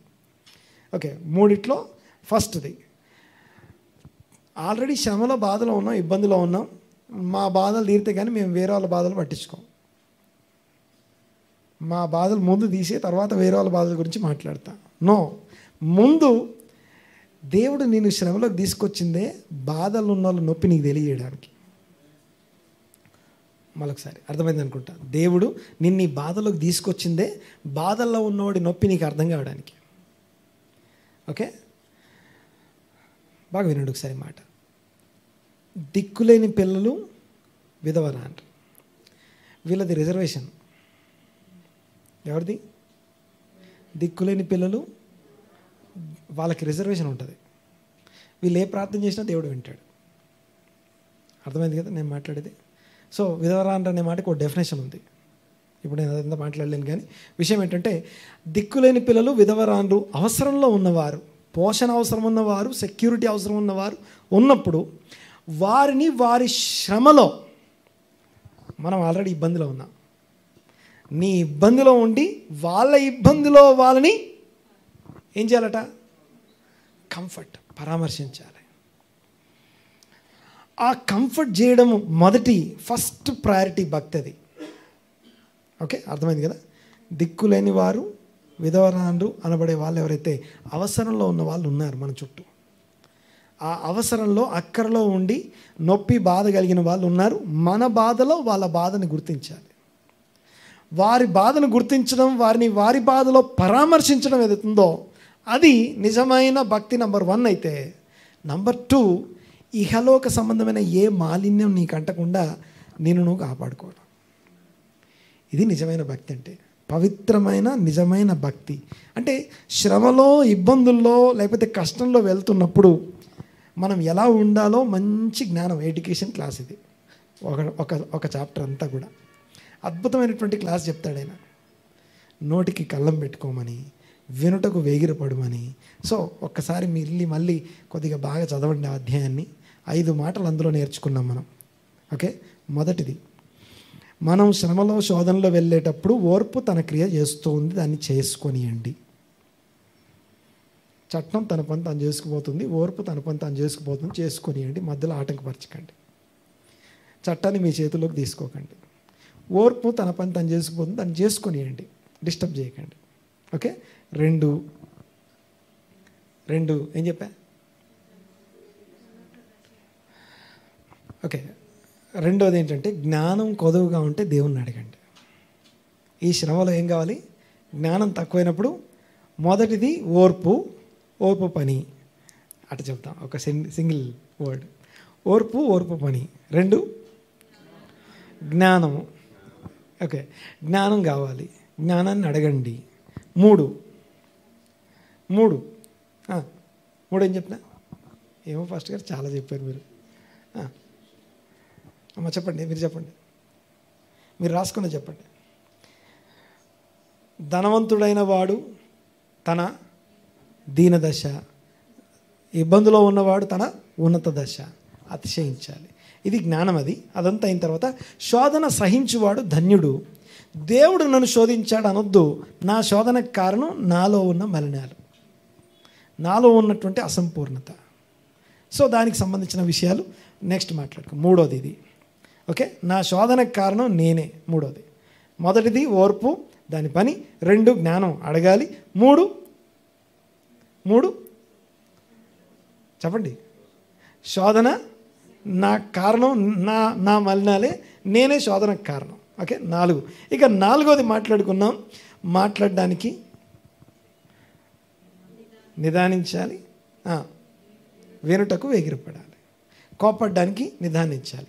ఇవి అయిపోయిన తర్వాత నెక్స్ట్ మాట్లాడుతూ ఆయన ఏమంటే అర్థం గురించి, తను ఎలాంటి వాడో మర్చిపోవద్దు, ఇవన్నీ మాట్లాడి లాస్ట్కి నిజమైన భక్తి, ఆ శ్రమలో బాధలో ఉన్నప్పుడు నిజమైన భక్తి ఏంటో అని 5వ మాట. దేవునికి స్తోత్రం. ఈ 5 మాటలు అలా గుర్తుపెట్టుకొని, ఈ 5 మాటల మీద ఇప్పుడు అయిపోలేదు, ఇంటికి వెళ్ళి మళ్ళీ కూర్చోండి. మంగళవారం సాయంత్రం మళ్ళీ వీడియో వస్తుంది, మరొకసారి వినండి. ఎన్నిసార్లు వింటే అన్ని విషయాలు మీరు మిస్ అయినా మీకు మళ్ళీ కనపడతాయి. అందరం లేచిపడదాం, కళ్ళు మూసుకుందాం ఒక్కసారి. అందరం లేచిపడదాం ఒకసారి, కళ్ళు మూసుకుందాం, దేవునికి స్తోత్రం చెల్లిద్దాం. ఎస్, హల్లెలూయా, స్తోత్రం నాయనా, మీకు వందనాలు. కళ్ళు మూసుకుందాం, తలలు వంచి. మా పరమ తండ్రి, మా దేవా, స్తోత్రం స్తోత్రం స్తోత్రం చెల్లిస్తున్నాం. ఈ మధ్యాహ్నం వేళలో ఇంతవరకు కాచి కాపాడి భద్రపరిచిన దేవా మీకు వందనాలు. ఇదిగో వాక్యం వినడానికి కృపనిచ్చారు, మీకు వందనాలు. వాక్యం వెల్లడి ఒకటితోడనే వెలుగు కలుగునన్నారు. మీ యొక్క వాక్య తేజస్సులో మమ్మల్ని నింపినందుకు మీకు వందనాలు. ఇదిగో చీకటి మాలో నుంచి పారద్రోలడానికి మీరు ఏర్పాటు చేసిన ఈ ఉపదేశ క్రమాన్ని బట్టి స్తోత్రం చెల్లిస్తున్నాం. విన్న వాక్యాన్ని బట్టి విశ్వాసంతో మమ్మల్ని మేము పరీక్షించుకుంటూ, ఇదిగో స్తోత్రం నాయనా, ఏ విషయాలు మేము నేర్చుకున్నామో, ఏ విషయాలు మేము విన్నామో ఈ దినమున మాకు బోధపరిచినందుకు స్తోత్రం చెల్లిస్తున్నాం. ఇదిగో శోధన సహించువాడు ధన్యుడు అన్నారు. శోధనలో క్రియ జరిగించువాడు క్రియల వలన ధన్యుడు అన్నారు. మీకు వందనాలు, స్తోత్రనైనా. ఆ ధన్యతలో కొనసాగే భాగ్యము మాకు దయచేసినందుకు మీకు వందనాలు, స్తోత్రనైనా. మనోనేత్రాలు వెలిగించండి, జ్ఞానము ప్రత్యక్షత కలిగిన మనస్సు దయచేయండి. మీ యొక్క సన్నిధి, మీ కాంతి మా మీద ఉదయింపజేసి మీ యొక్క కాపుదల భద్రత మాకు అనుగ్రహించమని ప్రార్థన చేస్తున్నాం. ప్రత్యేకంగా ఈ దినం ఏకీవించిన మీ బిడ్డల కొరకు ప్రార్థన చేస్తున్నాను ఆయన. ఎవరెవరైతే తమ హృదయంలో వాక్యము ఇదిగో పొడవబడ్డారో వారి కోసం ప్రార్థన చేస్తున్నాం. ఎవరెవరైతే ఇదిగో స్తోత్రం నాయనా, ఇదిగో ఈ వాక్యం విని నేనేం చేయాలని అడుగుతున్నారో వారి కోసం ప్రార్థన చేస్తున్నాను. వారిని దీవించండి. ఇదిగో ఈ వాక్యం విని ఎవరెవరైతే ఇదిగో స్తోత్రంనైనా ఇదిగో మా వాక్యం ప్రకటిస్తున్నప్పుడు మా హృదయం మండలేదా అని వారి కోసం ప్రార్థన చేస్తున్నాను. వారి ఆ యొక్క ఫీలింగ్ని, ఆ యొక్క థాట్ని ఆశీర్వదించమని ప్రార్థిస్తున్నాం తండ్రి. మీకు వందనాలు. వాక్యం వెల్లడి ఆగుట తోడనే కలిగే ఆ వెలుగులో, జీవపు వెలుగులో మమ్మల్ని అందరినీ నడిపించమని ప్రార్థన చేస్తున్నాం. పరసంబంధమైన ప్రతి ఈవిలో కొనసాగుటకు కృప దయచేయమని ప్రార్థన చేస్తున్నాం. సమస్తము సమకూర్చి జరిగించమని వేడుకుంటూ, స్తుతించి ఆరాధించి మీ నామాన్ని గొప్ప చేస్తూ నజరేయుడైన యేసుక్రీస్తు నామమున ఇదిగో ఈ దినపు కృప అనుగ్రహించమని ప్రార్థన చేస్తున్నాం. కమిని దీవించండి, ఆశీర్వదించండి. మేము యేసుక్రీస్తు శరీరంలో, ఆయన రక్తంలో పాల్పొందుతూ ఉండగా మా రక్షణకు, మా యొక్క ఇదిగో మారు మనస్సుకు మూలము, ఇదిగో మా విశ్వాసానికి కర్త, ఇదిగో మా విశ్వాసాన్ని ఇదిగో కొనసాగించే మా ప్రభువు తట్టు మేము చూస్తూ కొనసాగడానికి ఈ దినం ప్రత్యేకంగా మాట్లాడబడిన ప్రతి మాటను స్థిరపరచండి తండ్రి. స్తోత్రనైనా మా ఇదిగో రక్షణ, మారు మనస్సును పరీక్షించుకోవడానికి, ఇదిగో పిలుపు కొరకు మేము పిలువబడ్డాము, పిలుపుకు తగినట్టు జీవించడానికి, అలాగే పరిశుద్ధులకు తగినట్టు మేము జీవించడానికి ఈ దినం మరొకసారి మమ్మల్ని పరీక్షించుకుంటూ, స్వపరీక్ష చేసుకుంటూ ఆ యొక్క శరీరంలో, రక్తంలో పాల్పొందుతుండగా మీ కృప కొరకు ప్రార్థన చేస్తున్నానైనా. సరైనటువంటి విమర్శ, ఆత్మవిమర్శ ప్రతి ఒక్కరికి దయచేయమని ప్రార్థిస్తున్నా. దేవా మీకు వందనాలు. ప్రతి విధమైన నిర్లక్ష్యం నుంచి తొలగించండి. దేవా మీకు వందనాలు. ఇదిగో సీరియస్నెస్ కొరకు ప్రార్థన చేస్తున్నానైనా. మీకు వందనాలు. ఆత్మీయంగా ప్రతి ఒక్కరిని నా ప్రభువా మీ యొక్క సన్నిధిలో నిందారహితమైన, నిర్దోషమైనటువంటి స్థితిలో నిలబెట్టమని వేడుకుంటూ నజరేయుడైన యేసుక్రీస్తు నామమున స్తుతించి ఆరాధించి మీ నామాన్ని గొప్ప చేస్తూ ఈ ప్రార్థన నజరేయుడైన యేసుక్రీస్తు నామమున అడిగి బ్రతిమాలి వినయంతో వేడుకుంటున్నాం తండ్రి. ఆమేన్.